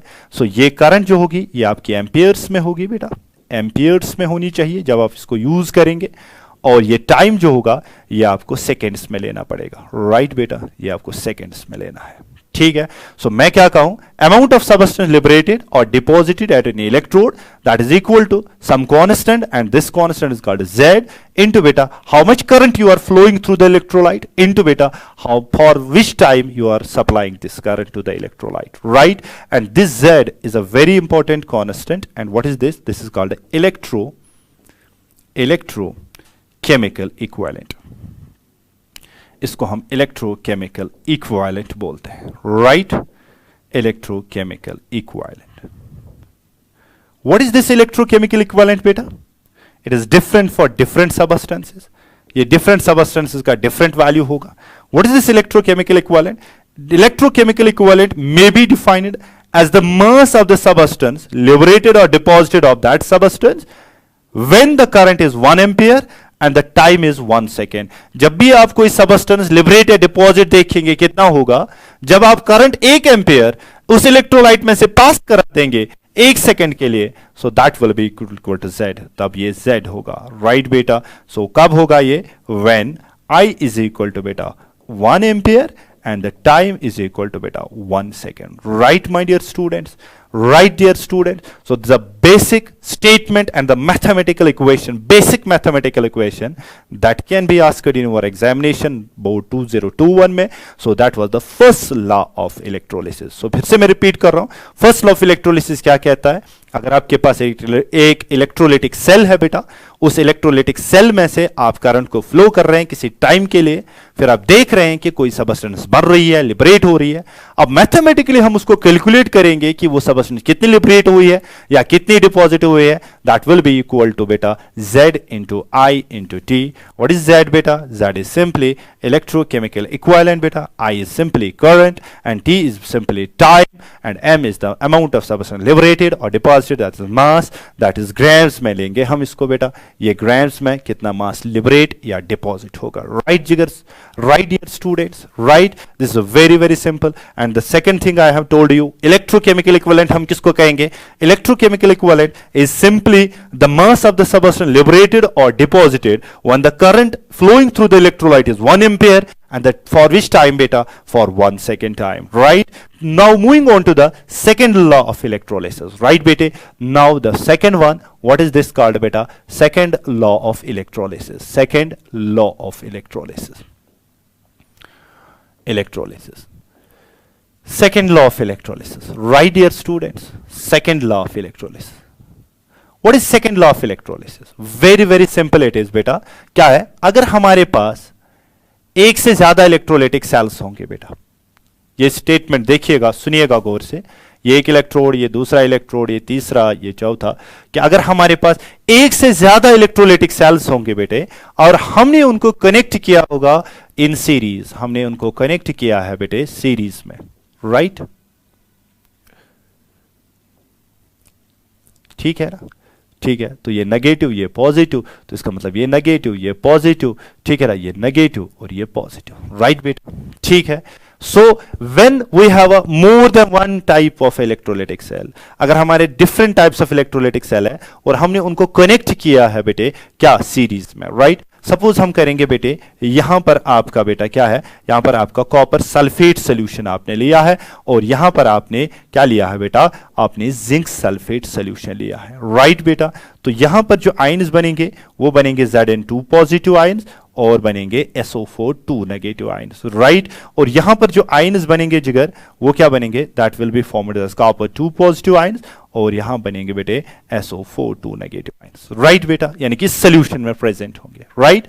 अब क्या कह रहा है सेकंड लॉ ऑफ थर्मोडायनेमिक्स? वो क्या कह रहा है? व्हेन टू और मोर इलेक्ट्रोलाइट्स, याद रखिएगा बेटा स्टेटमेंट को, व्हेन टू और मोर electrolytes, more electrolytes are connected in series,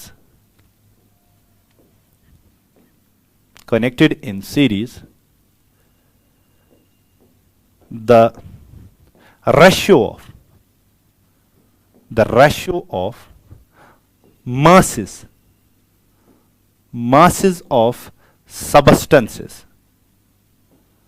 deposited or liberated is equal to the ratio of their equivalent weights,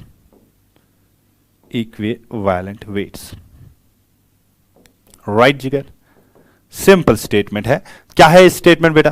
फिर से मैं बोल रहा हूं, जब आप एक से ज्यादा इलेक्ट्रोलाइटिक सेल्स को कनेक्ट करेंगे सीरीज में बेटे, तो सीरीज में जब आप कनेक्ट करेंगे तो द रेशियो ऑफ किसी भी इलेक्ट्रोड पे, सपोज आपने मान लिया है कि कॉपर यहां डिपॉजिट हो रहा है और यहां जिंक डिपॉजिट हो रहा है, the ratio of the masses of copper and the zinc deposited, that will be equal to the equivalent weight of copper divided by equivalent weight of zinc, right beta? तो मैं क्या कहूं mathematical form में, mass of copper divided by mass of zinc deposited, that will be equal to equivalent weight of copper divided by beta क्या? Equivalent weight of zinc, right jigar?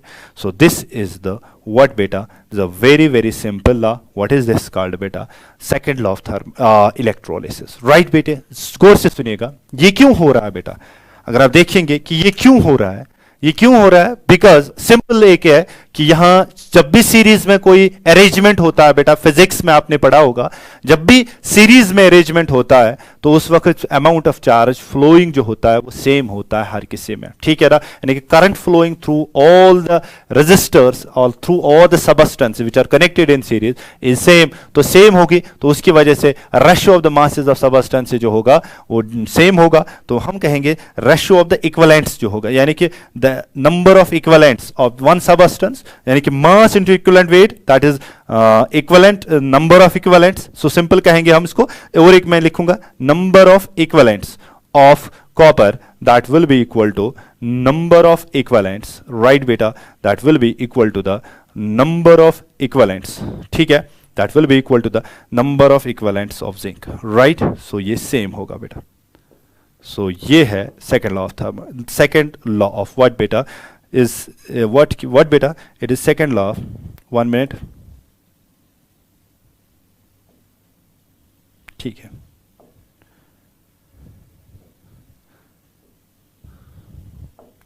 wait on.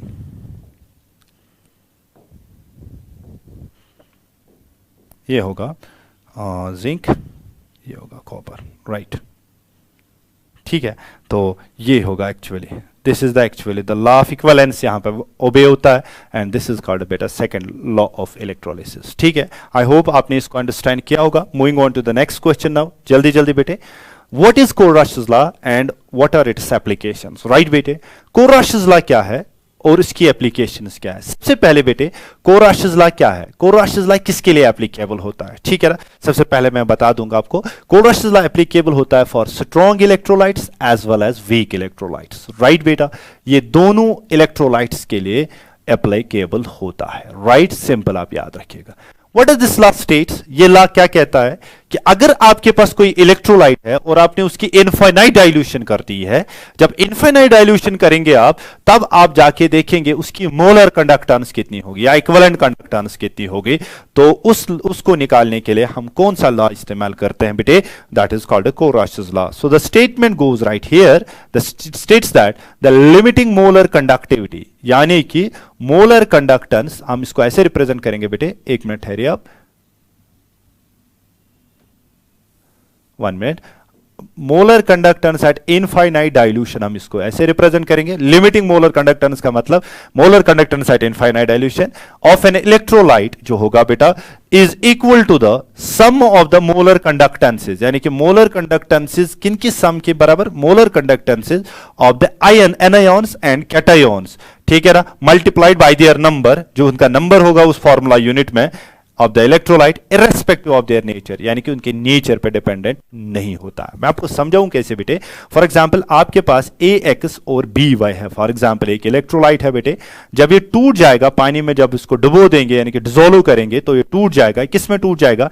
X times AY positive में टूट जाएगा plus Y times BX negative में टूट जाएगा। Right बेटा, सो ये होगा ये।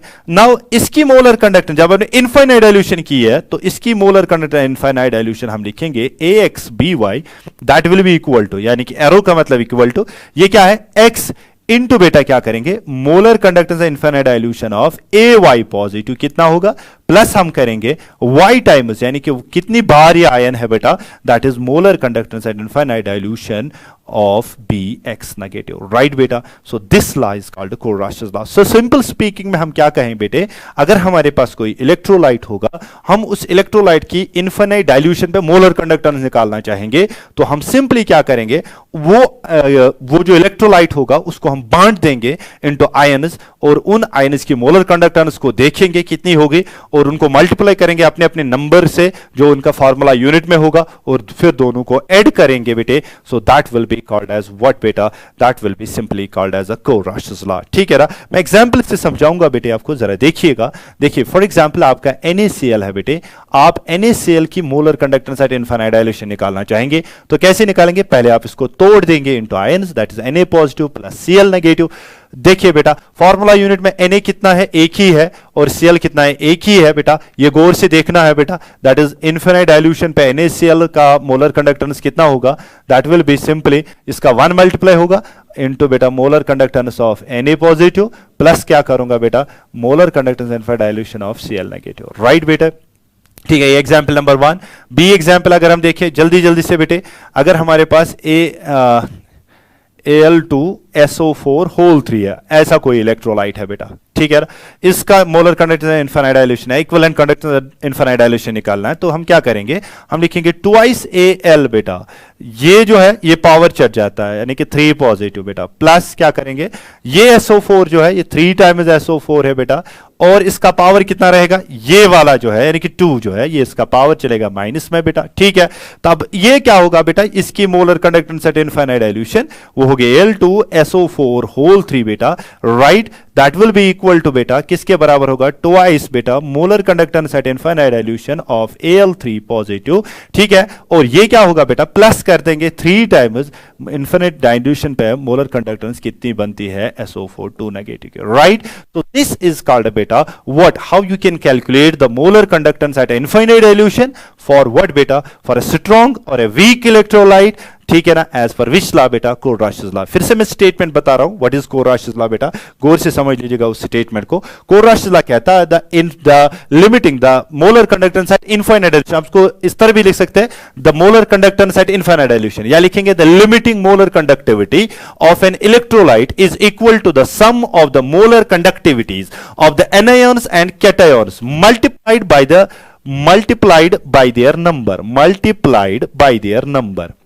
multiplied by their number, यानी कि उनको अब उसके नंबर के साथ मल्टीप्लाई करना है, यानी कि आपको देखना है कि वो फॉर्मूला यूनिट में कितनी बार है, multiplied by their number of the electrolyte irrespective of their nature, यानी कि नेचर पे वो डिपेंडेंट नहीं होते हैं। तो उस लॉ को हम क्या कहते हैं बेटे, what is that law called, that is called Kohlrausch's law, right. अब इसको और आगे बढ़ते हैं बेटे, जरा देखिए what are the applications of this law. तो एप्लीकेशंस ऑफ कोरराशेस लॉ क्या है बेटा, सबसे पहली एप्लीकेशन यहां पे बोर्ड पे लिखी गई है, calculation of molar conductivities of weak electrolyte eight infinite dilution, right बेटा, ठीक है ना। So calculation of molar conductivities of weak electrolyte eight infinite dilution, मगर याद रखना है from the data of strong electrolytes, from the data of strong electrolytes, याद रखिएगा इसको, from the data of strong electrolytes, right बेटा। यानी कि डाटा दिया होगा स्ट्रॉन्ग इलेक्ट्रोलाइट्स का और आपको निकालना है वीक इलेक्ट्रोलाइट की molar conductance at infinite dilution, right बेटा। सबसे पहली बात मैं आपको बता के चलूं बेटा, इलेक्ट्रोलाइट्स जो होते हैं हमारे, इलेक्ट्रोलाइट्स हमारे तीन किस्म के होते हैं, राइट बेटा। तीन सबस्टेंसेस हमारे इलेक्ट्रोलाइट्स बनते हैं, कौन कौन, जरा गौर से समझ लीजिएगा। एक है हमारा एसिड्स बेटा, एक है हमारे बेसिस बेटा, और तीसरा है हमारा साल्ट्स बेटा। ये तीन जो है ये आपको हमेशा सर्व हो जाएंगे एज इलेक्ट्रोलाइट्स, कभी वीक कभी स्ट्रॉन्ग बेटा, राइट। अब देखिए बेटा ये इलेक्ट्रोलाइट्स है, अब मैं एक फॉर्मूला आपको बता रहा हूं क्योंकि टेक्स्ट बुक ने एक बहुत ही लंबा सारा प्रोसीजर लिखा है बेटा, वो बहुत ही टफ हो जाता है बच्चों के लिए।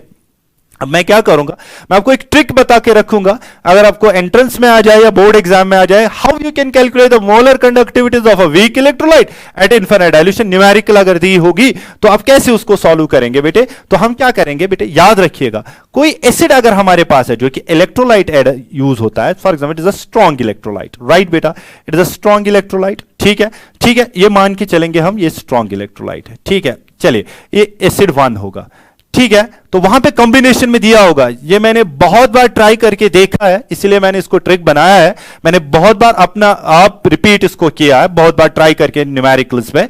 ये एसिड फर्स्ट होगा, कोई अलग एसिड होगा, हम उसको रिएक्ट करा देंगे साल्ट फर्स्ट के साथ, राइट बेटा।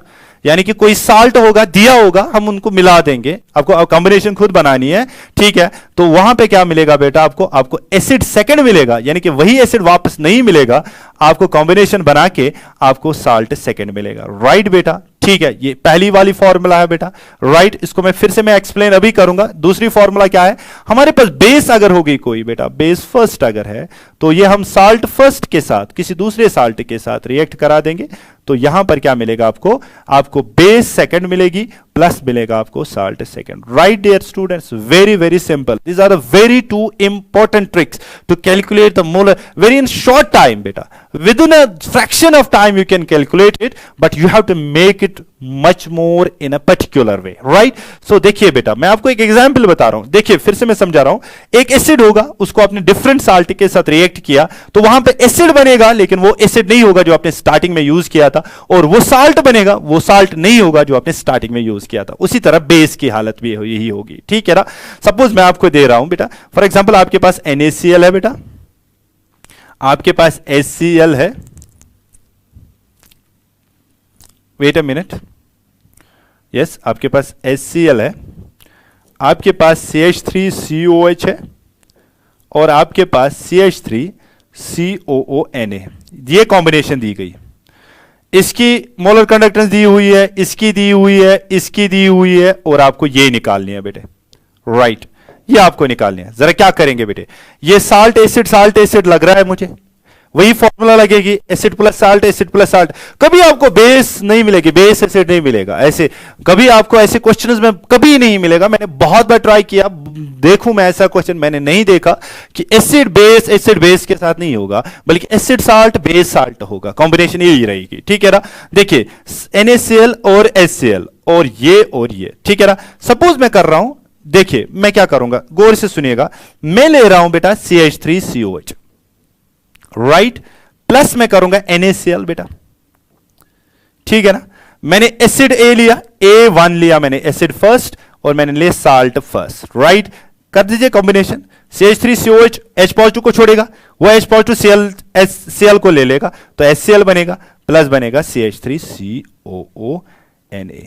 चलिए बेटा, हो गई combination, CH3 plus NaCl gives me HCl plus CH3CONA। जरा गौर से सुनिएगा, अब मैं क्या करने जा रहा हूं। देखिए मैंने क्या बनाई अब फॉर्मूला, CH3COH प्लस बेटा क्या बनाया, NaCl लिखा मैंने, राइट। क्या मिला मुझे, HCl बनाया मैंने, प्लस क्या बनाया मैंने, CH3COONA, right dear, very very simple it is. इसकी निकालनी है आपको लैम्डा इन्फिनिटी, ये निकालनी है मुझे, ठीक है ना। सपोज इसकी मुझे x दी गई है, इसकी y दी गई है, और इसकी z दी गई है मोलर कंडक्टेंस, तो सिंपल आ जाएगा बेटे। कैसे आएगा, lambda infinity of CH3COH will be equal to बेटा किसके बराबर आएगा, ये होगा y प्लस z, ठीक है ना।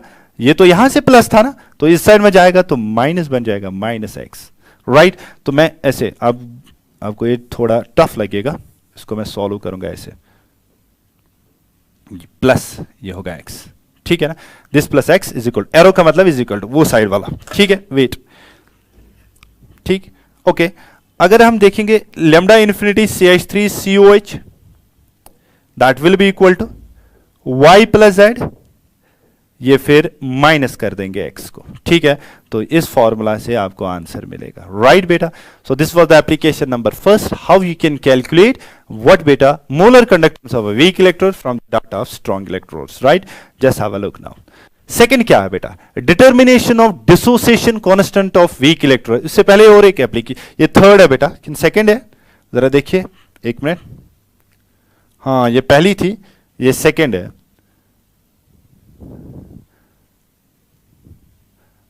yes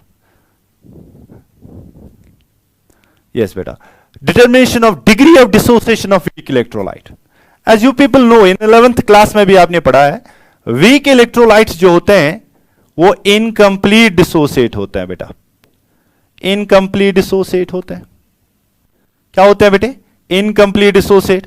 जो strong electrolytes होते हैं बेटे वो complete dissociate होते हैं, completely dissociate होते हैं, वो कंप्लीटली डिसोसिएट होते हैं। जो चीज कंप्लीटली डिसोसिएट होते हैं उनके डिग्री ऑफ डिसोसिएशन 1 के बराबर होता है, ठीक है ना। और जो इनकम्प्लीट डिसोसिएट होते हैं उनका degree of dissociation less than 1 होता है, राइट बेटा। Now you have to calculate the alpha, यानी कि डिग्री ऑफ डिसोसिएशन आपको कैलकुलेट करना है किसका बेटा, वीक इलेक्ट्रोलाइट का। फ्रॉम विच कॉन्सेप्ट बेटा, from the concept of Kohlrausch's law, right बेटे। जरा गौर से सुनिएगा बेटा, मेरी जान गौर से सुनिएगा। सपोज आपके पास ये इलेक्ट्रोलाइट है बेटा, ये वीक इलेक्ट्रोलाइट है, राइट। ये वीक इलेक्ट्रोलाइट मेरे पास है बेटा, ठीक है। वीक इलेक्ट्रोलाइट की किसी कॉन्सेंट्रेशन पे इसकी मोलर कंडक्टेंस लैम्डा Cm होगी, यानी कि अभी मैंने पानी ज्यादा ऐड नहीं किया, मैंने इसको डाला इसमें तो ये थोड़ा डिसोसिएट हुआ, तो थोड़ा डिसोसिएट होने की वजह से इसके आयन्स बनेंगे। जब आयन्स बनेंगे तो वो कंडक्ट इलेक्ट्रिक करंट करेंगे, तो उस कंडक्ट इलेक्ट्रिक करंट करने से इसकी एक मोलर कंडक्टेंस वैल्यू बनेगी, तो वो molar conductance value will be represented lambda Cm, right बेटा। Now I am adding water infinitely, I am diluted it, infinitely I am diluted, मैं इनफाइनाइटली डाइल्यूशन कर रहा हूं इसकी। जब मैं डाइल्यूशन करूंगा तो डिग्री ऑफ डिसोसिएशन इंक्रीज होता चला जाएगा, डिग्री ऑफ डिसोसिएशन इंक्रीज, और डिग्री ऑफ डिसोसिएशन इतना इंक्रीज हो चला जाएगा that will become almost approximately equal to 1। वो किसके बराबर आ जाएगा बेटा, 1 के बराबर। जब ये 1 के बराबर आएगा तो कुछ पार्ट डिसोसिएट नहीं रहेगा, यानी कि अनडिसोसिएटेड नहीं रहेगा। जब कोई भी पार्ट अनडिसोसिएट नहीं रहेगा तो नंबर ऑफ आयन्स फाइनल हो जाएंगे, तो नंबर ऑफ आयन जब फाइनल होंगे तो मोलर कंडक्टेंस वैल्यू फाइनल हो जाएगी, and that final will be called as lambda infinity m, right बेटा। Now what is the relation between lambda infinity m, lambda Cm and this alpha? Simple बेटा, what is this relation, this alpha degree of dissociation into, ये देखिए बेटा गौर से देखिए, lambda infinity m into बेटा lambda infinity m is equal to बेटा lambda Cm। This is the equation. What is this equation? देखिए ये लेमडा इन्फिनिटी एम जो है ये सी एम ये बन जाएगी क्या, लेमडा इन्फिनिटी एम कब बन जाएगी, जब ये है क्या बेटा इक्वल टू 1, ठीक है ना। इक्वल टू 1 कब होगा, जब ये इनफाइनाइटली डाइल्यूट करेंगे, ठीक है। तो मुझे निकलेगा एल्फा इज इक्वल टू बेटा क्या निकलेगा, यहां पे मैं लिखूंगा एल्फा इज इक्वल टू बेटा लेमडा सी एम डिवाइड क्या आएगा बेटा लेमडा इन्फिनिटी एम, राइट बेटा। So this is the mathematical formula by which you can calculate what बेटा dissociation, degree of dissociation of a weak electrolyte. अब percentage अगर निकालनी होगी तो इसको आपको मल्टीप्लाई करना है 100 से, राइट बेटा। चलिए आगे देखते हैं और एक एप्लीकेशन, टाइम फास्टली मूव हो रहा है बेटा, जल्दी कीजिए।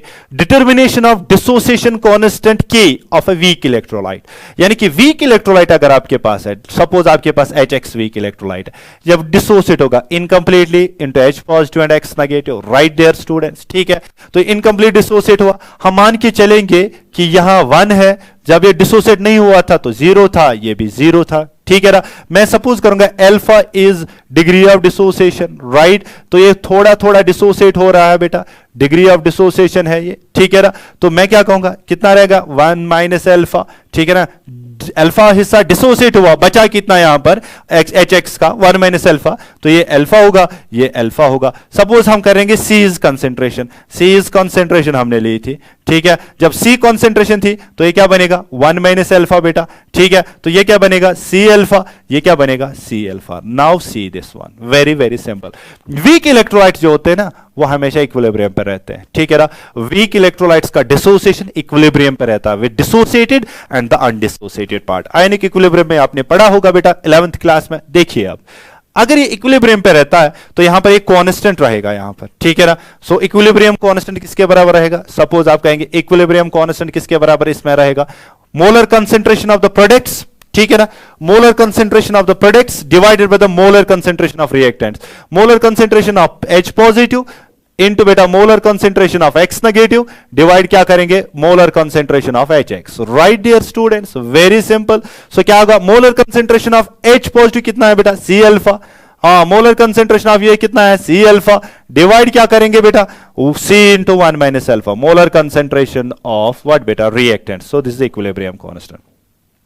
This equilibrium constant I can treat it as a dissociation constant because it's a weak electrolyte, it dissociates, so it is dissociation constant will be called as equilibrium constant. So I can write beta KEQ is equal to KD, right beta, dissociation constant, right. So dissociation constant will be equal to beta किसके बराबर आएगा C square alpha square into C into 1 minus alpha, right बेटा, ठीक है। ये C और C क्या हो जाएगा बेटा कैंसिल हो जाएगा, तो क्या लिखेंगे, सो क्या लिखेंगे जरा बोलिए बेटा जल्दी से, KD इज इक्वल टू बेटा क्या होगा, KD is equal to C alpha square divided by 1 minus alpha, right. So this is the dissociation constant for a weak electrolyte, right. So dissociation constant भी आप निकाल सकते हैं कहां से बेटा, from the किससे, from Kohlrausch's law of weak electrolyte से। अल्फा का वैल्यू पुट कीजिएगा, अल्फा किसके बराबर है बेटा lambda CM divided by lambda infinity M, right. So ये था डिग्री ऑफ डिसोसिएशन, इसको यहां पुट कर दीजिए तो आपको डिसोसिएशन कांस्टेंट मिलेगा किसका बेटा वीक इलेक्ट्रोलाइट्स का, ठीक है। So this was the another question, what was this question my dear students, Kohlrausch's law and its applications, right. Moving on to the next question बेटा, what is conductivity and molar conductivity? Simple, what is conductance and what is molar conductance, right बेटे, what is conductivity and what is molar conductivity, ठीक है ना। Conductivity और molar conductivity क्या है, देखिए गौर से सुनिएगा बेटे। अगर हमारे पास एक बीकर है, जिगर इससे पहले मैं आपको ये समझाऊं, आप एक कॉन्सेप्ट को समझ लीजिए। फॉर एग्जांपल हमारे पास एक इलेक्ट्रोलाइट है, let the electrolyte is AB, ठीक है ना। AB कोई इलेक्ट्रोलाइट है, हमने इसको सॉल्यूशन फॉर्म में या मोल्टन स्टेट में लाया है, मोल्टन स्टेट में लाया है, and that is A positive and that is B negative, right बेटा। यानी कि ये सॉल्यूशन स्टेट में है, तो ये सॉल्यूशन कितना कंडक्ट इलेक्ट्रिक करंट करेगा by means of ions, so that will be called as a conductance. उसको हम क्या कहते हैं बेटे, कंडक्टेंस हम उसको कहते हैं कि which is these ions will conduct the electric current, ये आयंस कितनी इजीली कंडक्ट करेंगे इलेक्ट्रिक करंट को in the solution, what will be that called बेटा conductance, what will be that called बेटा कंडक्टेंस। सपोज आपने इसका वॉल्यूम बनाया होगा कुछ, ठीक है ना, सॉल्यूशन को जब बनाया होगा, फिर आपने उसकी कंडक्टेंस मेजर की होगी, let that was VML, VML solution की कंडक्टेंस कितनी है बेटे, यानी कि कितनी इजीली इस VML सॉल्यूशन में आयन्स मूव हो रहे हैं, कंडक्ट इलेक्ट्रिक करंट को कंडक्ट कर रहे हैं, so that is called as simply conductance. What is that called बेटा? दैट इज कॉल्ड कंडक्टेंस, जिसको आप रिप्रेजेंट करते हैं G से, and that is equal to reciprocal of resistance. Right बेटा, this is very very simple. Now अगर मैं इसी VML से बेटे 1 ml को बाहर निकालूंगा, राइट, गौर से सुनिएगा. अगर मैंने इसी VML सॉल्यूशन से, इलेक्ट्रोलिटिक सॉल्यूशन AB जो इलेक्ट्रोलिटिक सॉल्यूशन है, इसमें से मैंने 1 ml सॉल्यूशन निकाला है, 1 ml सॉल्यूशन, और उस 1 ml सॉल्यूशन की मैं कंडक्टेंस देखूंगा, that will be called as the conductivity. What will be that called बेटा? कंडक्टिविटी, और that will be called specific conductance. What will be that called बेटा? Specific conductance. So what is specific conductance, my dear students? Very very simple it is. What is specific conductance? The conductance offered, the conductance, very simple, the conductance offered by 1 ml electrolytic solution. Electrolytic solution, 1 ml electrolytic solution बेटे कितनी conductance offer करेंगी, यानी कितनी conductance दिखाएंगी? 1 ml solution या 1 centimetre cube solution बेटा, that will be called as a specific conductance, और that will be simply called as a conductivity. Right dear students, very very simple. इस specific conductance को हम represent करते हैं Greek letter, that is called kappa. What is that called बेटा? That is called kappa. This is the representation of this kappa, जिसे हम kappa बोलते हैं, कप्पा बोलते हैं, जो भी आप बोलेंगे याद रखिएगा. लेकिन क्या है specific conductance? Simply conductance offered by 1 ml और 1 centimetre cube electrolytic solution. What will be that called बेटा? That will called as a specific conductance, और that will be called as a kappa. ठीक है ना? नाउ व्हाट इज दिस बेटा? Kappa किसके बराबर होता है? Kappa is equal to mathematically 1/2 of rho. What is this rho? Rho is called specific resistance. What is this rho called बेटा? This is called specific resistance. इसको हम specific resistance कहते हैं. जरा गौर से देखिए आप बेटा प्लीज. देखिए मैंने क्या कहा, स्पेसिफिक रेजिस्टेंस, स्पेसिफिक कंडक्टिविटी क्या होती है, स्पेसिफिक कंडक्टेंस क्या होती है, कंडक्टिविटी क्या होती है? The conductance offered by 1 ml electrolytic solution of an electrolyte, that will be called as a kappa. Kappa is equal to mathematically 1 of rho. Rho किसके बराबर होता है बेटा? rho किसके बराबर होता है? जल्दी से मुझे बोलिए, rho किसके बराबर होता है? rho किसके बराबर होता है? जल्दी बोलिए ना बेटा, rho किसके बराबर होता है? R into A divided by L होता है. ठीक है ना बेटा? What is R? R is resistance. Put the value in this equation. What you will get? You will get 1 divided by R into A. ये तो L ऊपर आ जाएगा. So this will be this. So this will be equal to 1 by R into beta L by A. Right dear students. ठीक है ना? So this is specific conductance. My dear student, have a look. अभी हमने देखा था 1 by R is equal to G. G is what? Conductance. This is a simple conductance. Of what volume of solution you are taking?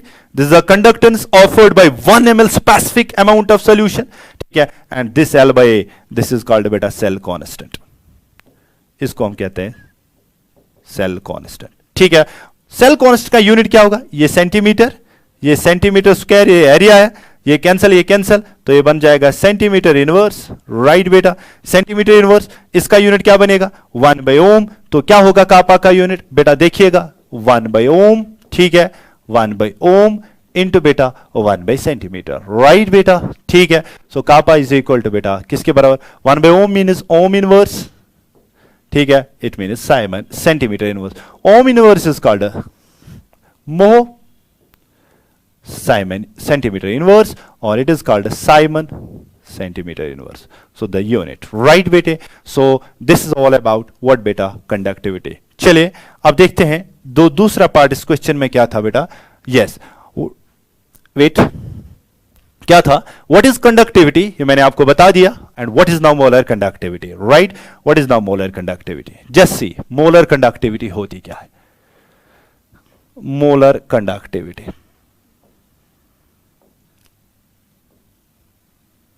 Molar conductivity या conductance जिसे आप कहते हैं।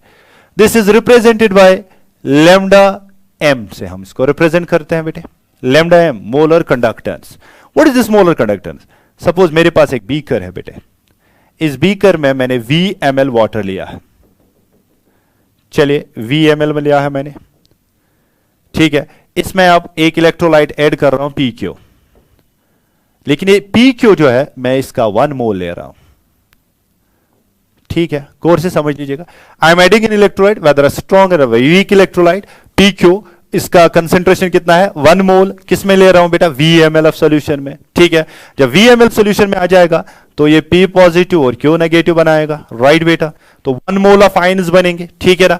तो 1 मोल ऑफ आयंस की वजह से कंडक्टेंस होगी and that conductance will be called as a molar conductance. So what is the molar conductance? The conducting power of all ions. जितने भी आयंस बनेंगे जब एक मोल ऑफ इलेक्ट्रोलाइट जाएगा किसमें बेटा VmL ऑफ सॉल्यूशन में, यानी कि सॉल्यूशन में जाएगा, तो कितने आयंस बनेंगे, वो कितना कंट्रीब्यूट करेंगे towards the conductance, that will be simply called as a molar conductance, right बेटे। सो मैं क्या लिखूं? The conducting power, the conducting power of all ions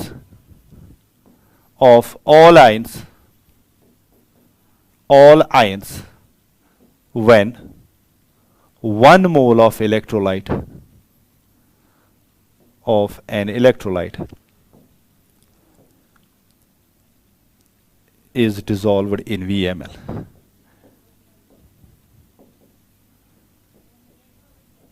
in VmL solution, ठीक है ना। VmL सॉल्यूशन में 1 मोल ऑफ इलेक्ट्रोलाइट जब हम डिसोल्व करेंगे उस वक्त कितना कंडक्टिंग पावर रहेगा सारे आयंस का, that will be called as a molar conductance. और हम इसको रिप्रेजेंट कैसे कर रहे हैं बेटे?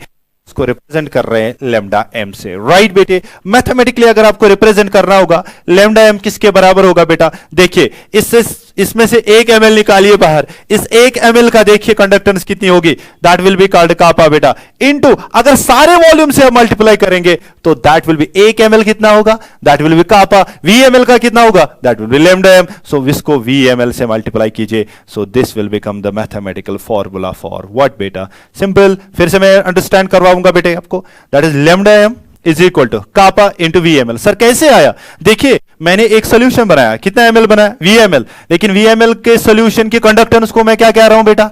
जब मैंने 1 मोल लिया है क्या कह रहा हूं? Molar conductance. अब मोलर कंडक्टेंस अगर मुझे मैथमेटिकली लिखनी हो तो मैं कैसे लिखूंगा बेटे? मैं यहां से 1 ml निकालूंगा बाहर, जब मैं 1 ml यहां से बाहर निकालूंगा तो उसकी कंडक्टेंस को मेजर करूंगा, what will be that conductance card? अभी पढ़ाया मैंने कंडक्टिविटी, या सिंपल हम उसको कह सकते हैं व्हाट बेटा? That is specific conductance. So 1 ml for example यहां पे कितने हैं? 50 ml है ना, 50 फॉर एग्जांपल आप मान लीजिए VmL के लिए आपने 50 लिया है, को 50 ml है, 1 ml को निकाला बाहर तो क्या बन गया? कापा। 50 ml का कितना बनेगा? 50 इंटू कापा। सो 50 इंटू कापा को आप अभी क्या कह रहे थे बेटा? Lambda M. So very very simple it is, very very simple it is, ठीक है ना। This one. Now what is the relation between molar conductance and the molarity of the solution? Right बेटे, जरा गौर से देखिएगा, देखिए गौर से, please have a look here. देखिए What do you mean by molarity? अभी हमने पढ़ाया molarity is equal to number of moles of solute, यानी कि electrolyte divided by volume of solution in millilitre, तो यहां पे आएगा फिर 1000, ठीक है। हियर बेटे यहां पर क्या है बेटा? यहां पर number of moles of B यानी कि इलेक्ट्रोलाइट जो हमने लिया है दैट इज इक्वल टू 1, ठीक है। तो M किसके बराबर निकलेगा बेटा? That will be equal to 1000 divided by VmL, right dear students, ठीक है। VmL के बदले मैं क्या लिखूंगा? VmL इज इक्वल टू बेटा 1000 डिवाइडेड बाय M, राइट बेटा। Put this equation in this equation जो मैं अभी लिख रहा हूं बेटा, lambda M is equal to बेटा कापा इंटू VmL, राइट जी। अगर ये अभी हमने लिखी थी तो लैम्डा M किसके बराबर निकलेगा? That is kappa. VmL just अभी आपने कैलकुलेट किया, वो किसके बराबर है बेटा? 1000 डिवाइड बाय आप क्या करेंगे बेटे? M. So this will be the general formula by which you are representing interrelated molarity with the molar conductance, right बेटे? molarity और molar conductance के दरमियान ये relation है, so this is the molarity of the electrolytic solution, molarity of the solution, right bete? So this is one, right? Now what will be the unit of this molar conductance? What will be the unit of this molar conductance? Just have a look here. Molar kappa का unit क्या है अभी बेटे हमने लिया है? Ohm inverse, right? ठीक है, सेंटीमीटर इनवर्स, राइट? 1000 का कोई यूनिट नहीं है, ठीक है। मोलैरिटी किसके बराबर है? मोल पर लीटर, लीटर का मतलब सेंटीमीटर क्यूब, ठीक है। इसको ऊपर ले जाइए तो क्या आएगा? ओम इनवर्स बेटा क्या आ जाएगा? ये सेंटीमीटर ऊपर आ जाएगा, तो 3 में से 1 काट दीजिएगा, 2 आ जाएगा, तो सेंटीमीटर स्क्वायर आएगा, ठीक है। तो ये आएगा mole inverse. So this is the unit of what beta? Molar conductance, right? So this was the beta unit number 3rd, that was electrochemistry. In this section we have discussed the 2 units. One is solution and the second one is what beta? That is electrochemistry. I hope कि आपने इन सब को अच्छी तरह से understand किया होगा, और इंशाल्लाह in next lecture we will be giving more 2 units, that is chemical kinetics and the surface chemistry. Till then, Allah Hafiz, fi amanillah, assalamu alaikum wa rahmatullah.